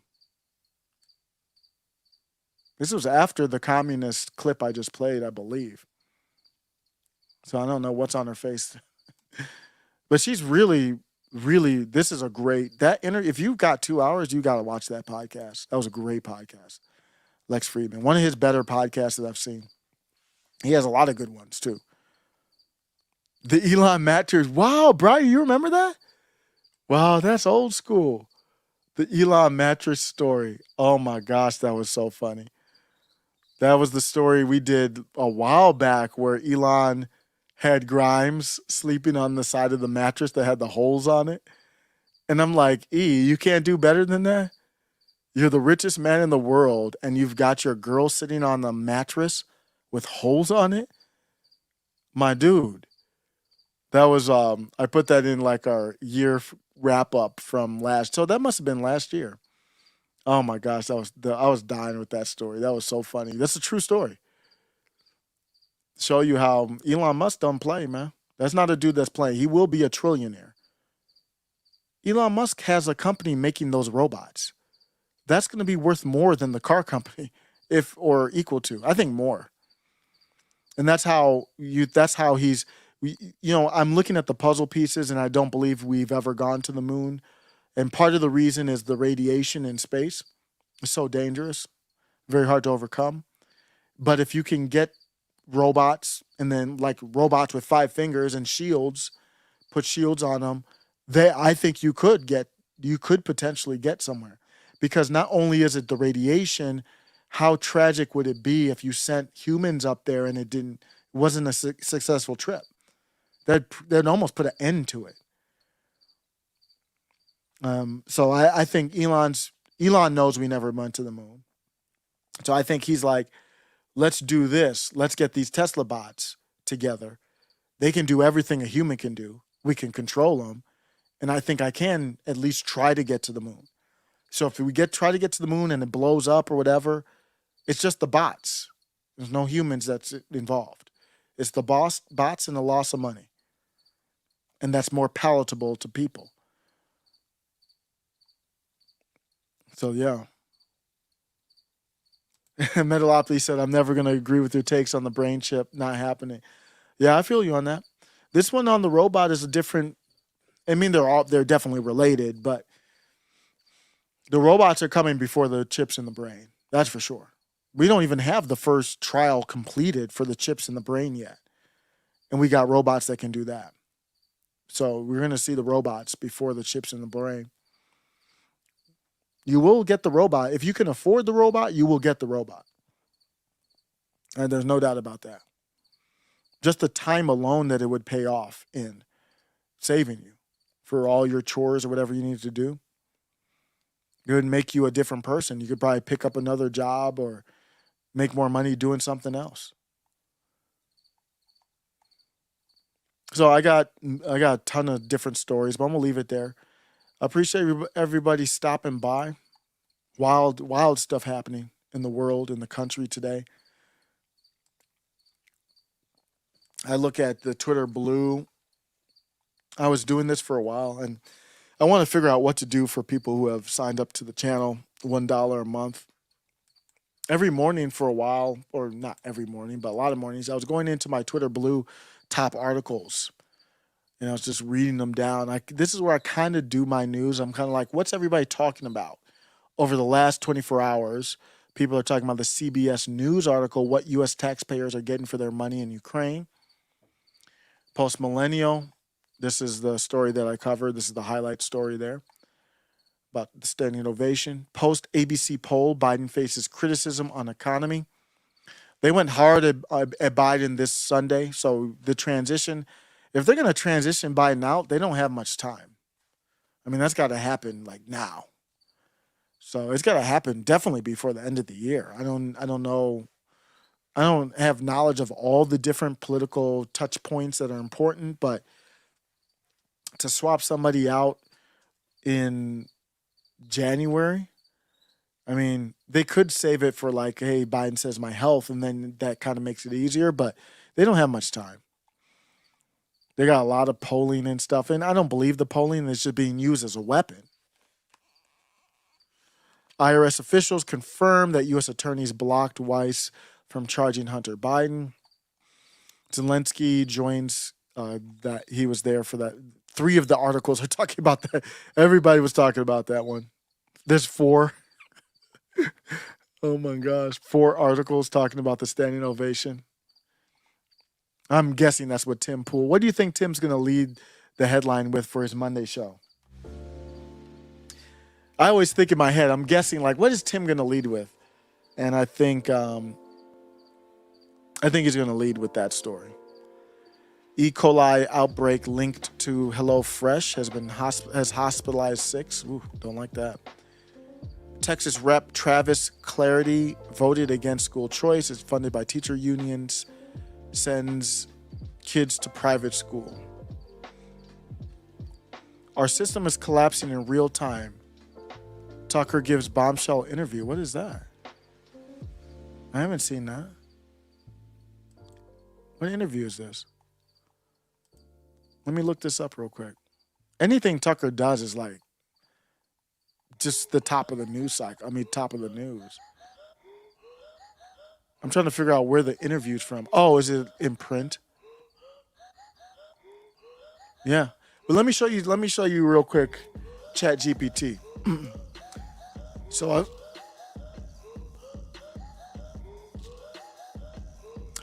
So I see this story about Tucker. Let's see if ChatGPT can break this down real quick. I have not, obviously, I haven't read the article. I've never heard it. I don't know what's going on. So I'm going to give ChatGPT the link, and I'm going to tell it, break this down for me.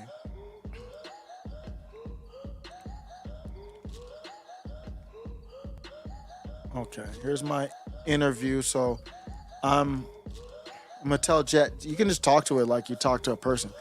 I'm only interested in the Tucker interview. Can you read this and give me the best quotes from the Tucker Carlson, from Tucker?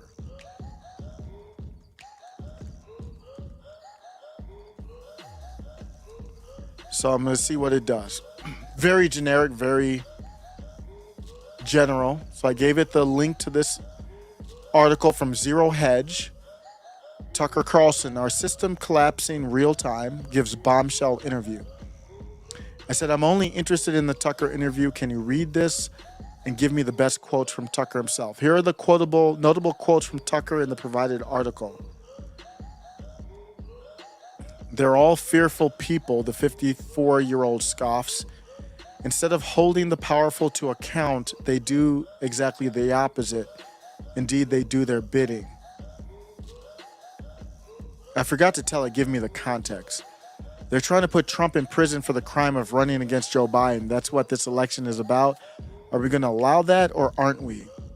And I just don't think we can. That's a pretty strong statement. I've been convinced over the past several years, particularly since the war in Ukraine began, that the world is changing much more quickly than most Americans understand. Agreed? And because there's virtually no coverage of the rest of the world in American media, Americans don't have a good sense of it. I don't feel like I have a good sense. I am not very good on world topics. Wise people admit what they don't know, and I've never seen that before. You don't see that in the West. I need context for these. So you see how ChatGPT works. I pretty much trust those quotes are right. I can kind of get a feel for when it's off base now. I still have to verify them, but let me try this. I want to say, give me context for each quote.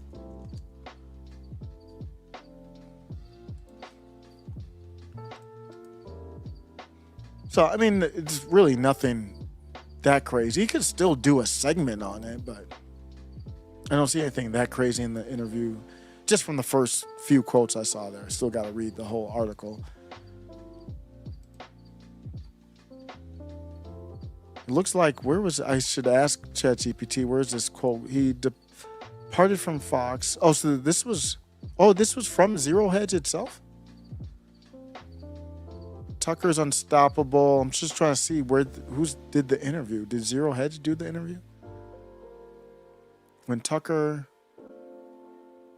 Yeah, it looks like it's just a Zero Hedge interview. And the person is Weltwich.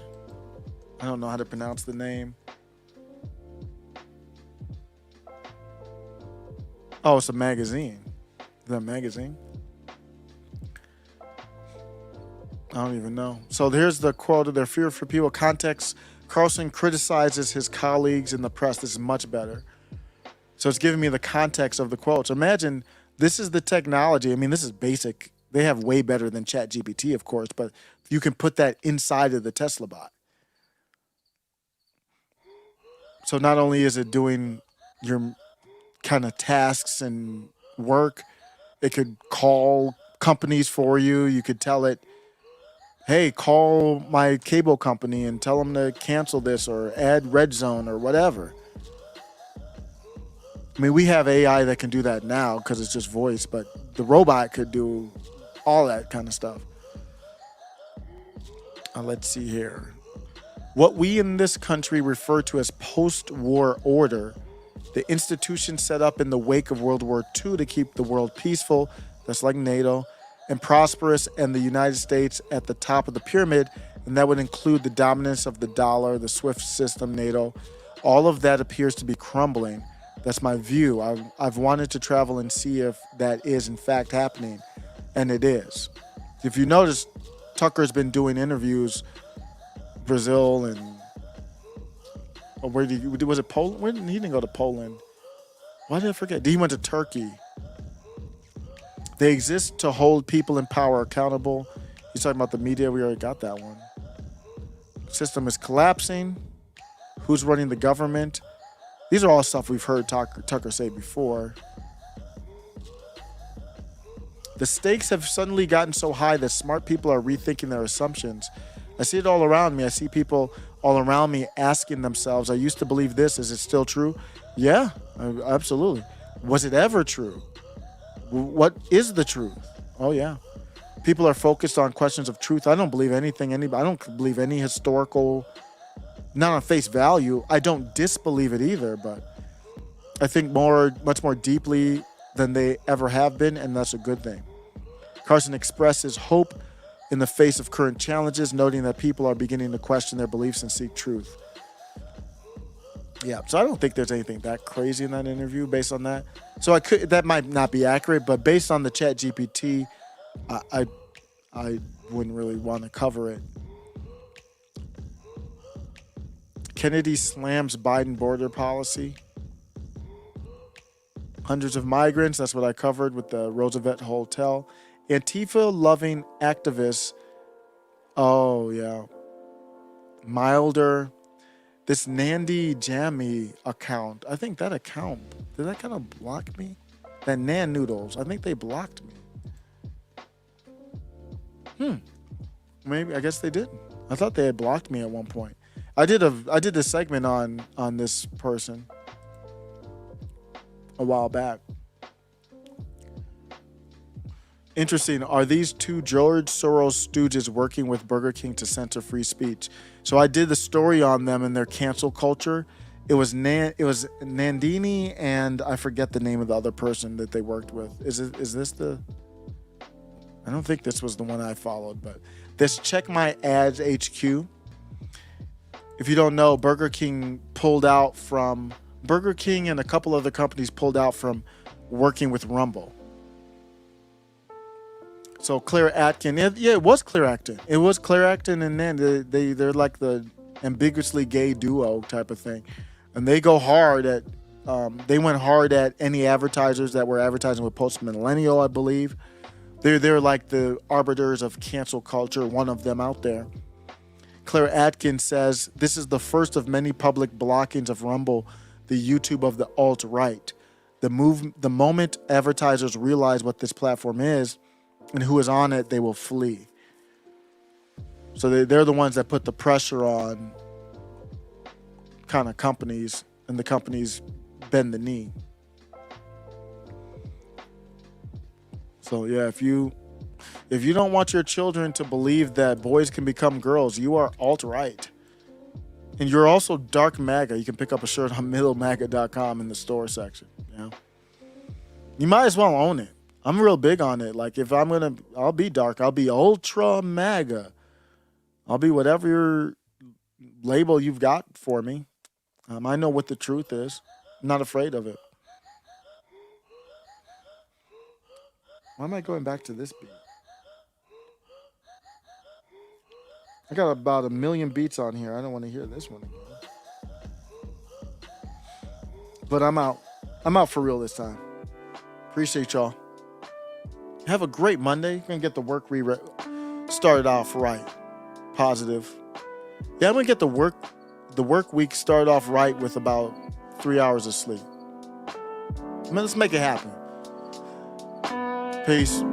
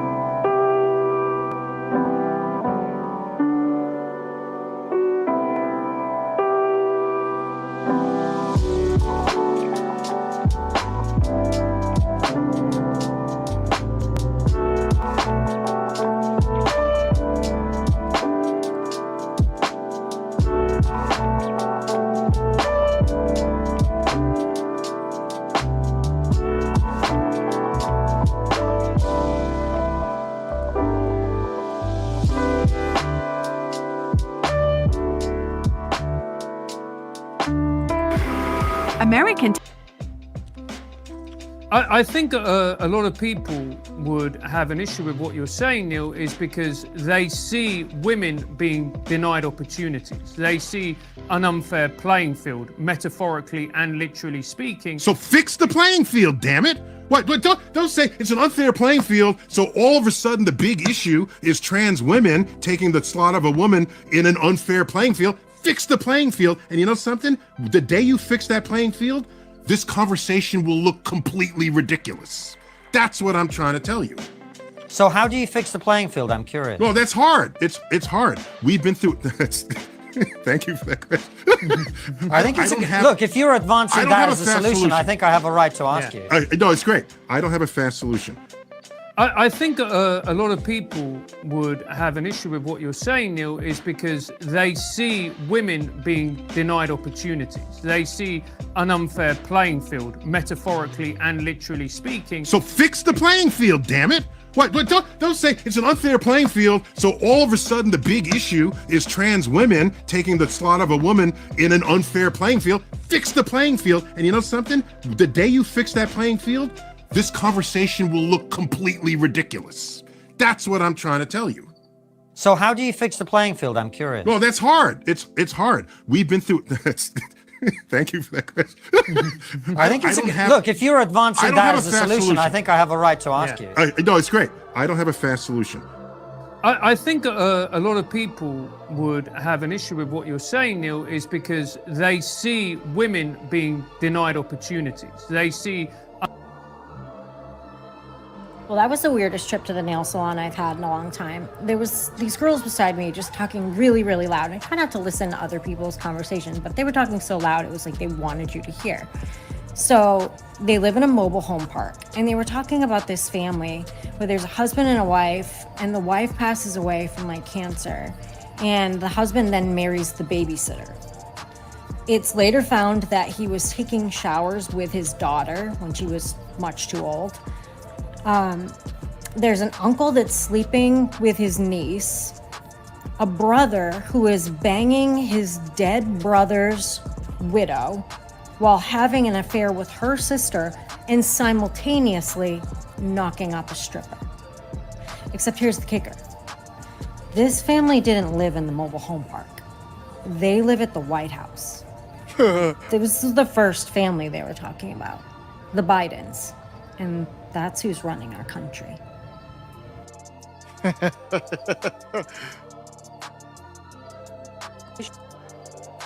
This issue, people like to say that it's a complicated issue, and I don't actually think it is. I think it's very simple. It all boils down to, do you actually think that trans women and intersex women are real women and are really female or not? And if you do, it's very simple. Just stop policing who counts as a real woman, because this has had history of racism built into it over the years. It's not an accident that the intersex athletes who get singled out are women of color from the global south, because who gets singled out for scrutiny is based on white women's conceptions of femininity. And that's being weaponized against trans people too. So it's a fear of protecting the fragile, weak, cis white woman from the rest of us. So wow. There are many elements to what you applause. said, which I appreciate. So let's try to break them down. One thing that confuses me personally is it seems like we have discussions about who should participate in which category and how. You know, on the face of it, it seems simple, as you say. You know, if somebody identifies as a woman, if they're transgender, they can compete against women who were born biologically, and then if not, then not. But then there are many who would argue who are not transphobes. There are many who born biologically women who will say, but you have an unnatural advantage over me, and that makes the sport unfair. How do you respond to that? Yeah, there's lots of ways you can respond to that. So the first is the very language of you were born and I'm not biological somehow, like I don't think I'm a cyborg.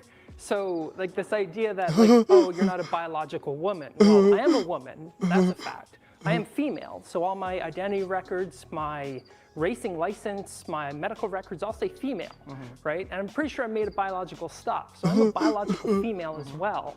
So this question of, do trans women have an advantage over cis women? We don't know.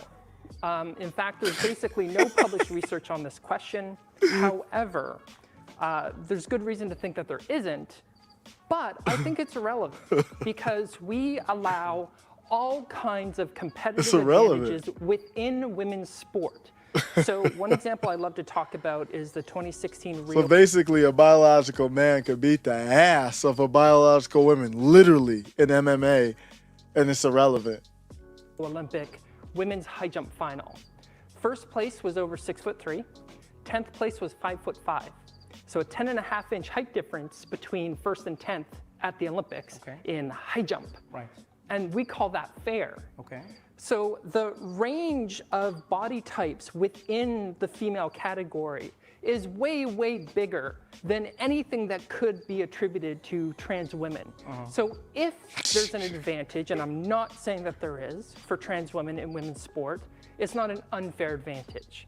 But also, we've been trying to compete at the highest level for decades. We've been allowed to compete for decades.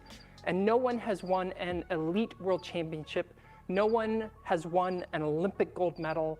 This Tokyo Olympics was the first time trans women even qualified for the Olympics. So this idea that trans women are suddenly going to take over women's sport is an irrational fear of trans women, which is the dictionary definition of transphobia. So it's interesting that you say that, because it's interesting that you say that because I think if I were to push back, or not even playing devil's advocates, there are a few things that could be argued. Number one, you could argue that although the trans woman who competed in the Olympics didn't dominate, she did beat a field of women who might have qualified for that position, right? Secondly, when you talk about the height differences, I agree with this completely, but there are many who would argue that we exist in a state where a lot of the surgeries are new, a lot of the technology, just the technology is new. Transgenderism is not new. We know it throughout time, we've seen it throughout history. But there are many who would say, how do we ensure that we are creating some sort of standard? And the reason we talk to this is, we talk about this is, it's the reason they have to regulate performance-enhancing drugs. For instance, what is fair? What can you drink? What can you not drink? What can you consume? What can you not consume? Some would say, if you are born that way, that's how sport has determined who goes where. And then some would say, no, regardless of who you are, you should be able to compete. My question then comes in from a really, honestly, a different place. I look at somebody like Oscar Pistorius from South Africa, right? He was the double amputee. Yep. And Oscar Pistorius actually went, well, I want to compete in the able-bodied race, right? And people were like, well, did you have an advantage? Do you not, et cetera, because of the prosthetics. But then could there not be an argument, if there is no advantage in that then trans women should be able to compete, but in the men's races then, could they still be able to compete in the sports? But they're women, and they're female. So, like I said, this boils down to, are trans women really women? Are they really female? Because if you think yes, then we belong competing with other women. So. Damn, Trevor's in a bad place. What's demigender? Sir, that's a term of the people that are eligible for that particular scholarship that is available person? To. It's a person who looks at their gender in a different way than I do, sir. Well, sure, that's all of these people. You're a cisgender man. You don't even get to apply. Well, do you know what demigender really means? I'm not really sure, sir. Right. So do you know what agender means? All one word, not a space gender, but agender. Sir, I don't. Right. So here we are pushing a fellowship, calling for people that you don't even know what the words mean. And the number one group of people, the cisgender men, are excluded. In the name of diversity, equity, and inclusion, should we be pushing programs that we can't define that exclude the largest group of service members? What's demigender? Sir, that's a... Oh, dude, you know when I knew there was trouble? When anyone that came to our country didn't have to get a vaccine. And I go, if you're telling me I can't go to work, but everyone coming in doesn't have to get one, I go, well, once we found out, when Fauci said, Okay, I'm sorry. If you've had 2 boosters and 2 vaccines, you can get and give COVID to another guy who's had 5 vaccines and 4 boosters. What's the difference between a vaccine and a booster? I don't know. Just more vaccine, but booster sounds better. Anyway, a guy with 25 vaccines would get and give COVID to another guy with 25 vaccines. That's why I'm introducing the daily COVID shot. Every day you get a shot. By the time you get to your car, you got no immunity. But it's a beautiful 39 seconds. No, dude, you know when I knew there was trouble? When any... About who celebrated, it's Dylan Mulvaney. Oh my God. Dylan Mulvaney makes a mockery of women. He's mocking us and getting paid for it. This person, I don't believe Dylan's transition. I think Dylan is an actor who finally found a way to make the cash he's been trying to make and failing to when living as a gay man. So Dylan was first a gay man, and then he said he was non-binary, and then he said it was a little girl, then he said he was a woman, now he said he's a lesbian, now he says he wants to get impregnated by a man. I don't understand how that's gonna work because he's a man. And we're supposed to go along for this ride and be respectful. No, I'm not respectful of him. He's not respectful of me, my daughter, all of you ladies who are out there. So it's a no for any company that endorses him, partners with him, and for him. About who... By the way, we hadn't even talked about this. The country that Mitch McConnell and Schumer and Lindsey Graham and Tom Cotton and everybody can't wait to give another $100 billion to. Ukraine is one of the worst countries on the earth for child sex trafficking, and they're harvesting children's organs. Charlie, by the way, we hadn't even talked about this. The country that Mitch McConnell and Schumer and Lindsey Graham and Tom Cotton and everybody can't wait to give another $100 billion to. Ukraine is one of the worst countries on the earth for child sex trafficking, and they're harvesting children's organs. Charlie, by the way, we hadn't even talked about this. The country that Mitch McConnell and Schumer and Lindsey Graham and Tom Cotton and everybody can't wait to... Senator and his wife accepted hundreds of thousands of dollars in bribes in exchange for Senator Menendez using his power and influence to protect and to enrich those businessmen. The senator and his wife accepted hundreds of thousands of dollars in bribes in exchange.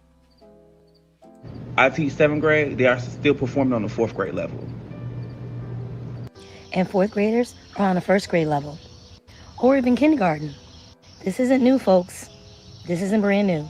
They're not only behind academically, they're behind developmentally and socially. And let's not blame it on COVID. Please don't do that, because they were behind in 2019, 2018, 2017, 2016, 2015, 2014, 2013, 2012, 2011. Shall I go on? And everybody knows. The parents know. The teachers have been screaming about it. Administrators and coaches know. Downtown District Central Office knows. And guess what? All these State Department of Education, they know too. So what's going on? A few things. No Child Left Behind left every child behind. And if you don't know what that is, Google it. I'm a teacher from that era. Late 99s, early 2000s. Good old George Bush. He thought that legislating No Child Left Behind would get every child to succeed, when in fact, it just punished teachers and brought standardized testing to the forefront. So now we can't really teach. We're teaching to a test. Kids are not learning. We're all going through the motions. And who's making money off of it? Who's getting rich? Curriculum writers, test creators. Hey, Pearson. And please don't say throw more money at it. No, full stop. Do you know how much money goes into education every year? Billions. Do you know who never sees that money? Me. My salary is not going up. Classrooms are funded on Amazon and Donors Choose. Somebody is stuffing their pockets with that money, because it's not coming to us. It's not coming to me. Where's the money going? And just like in the medical field, where they say, the money and the kickbacks is not in the cure, it's in the disease. The sicker you stay, the more money pharmaceuticals get, doctors get, hospital get. They get rich off of you being sick. Somebody's getting rich off of these kids not performing at grade level. Even if even moderately used in a mainstream media source. So he started to like look at like mainstream media sources that were saying stuff like that was counter to the dominant narratives that we were getting, and then I was able to sort of stitch those things together, basically using sort of stand-up, really improvising around the news stories. That's all I was really doing, like the stuff with Stelter, Brian Stelter or whatever, you know, that stuff around you, or like then with the war narratives and the things that's happening now. So it kind of grew quite organically. Then like the YouTube audience got really big, and I started to, you know, we started to become like, oh my God, I can just do this for a job now. But then when I reached out to you and you said that's a shady platform, like YouTube as your primary platform, I'm not suggesting that you criticize YouTube in any untoward way, so when like Rumble came to me with an offer, like, if you make us your primary home, if you do an hour a day streaming, you know, like I thought, right, okay, I'm gonna be able to do this, and also I'm not gonna have to do. Are you live streaming on Rumble? Yeah, I live stream every day, 12 p.m. So it's PST not edited. It's like you go live.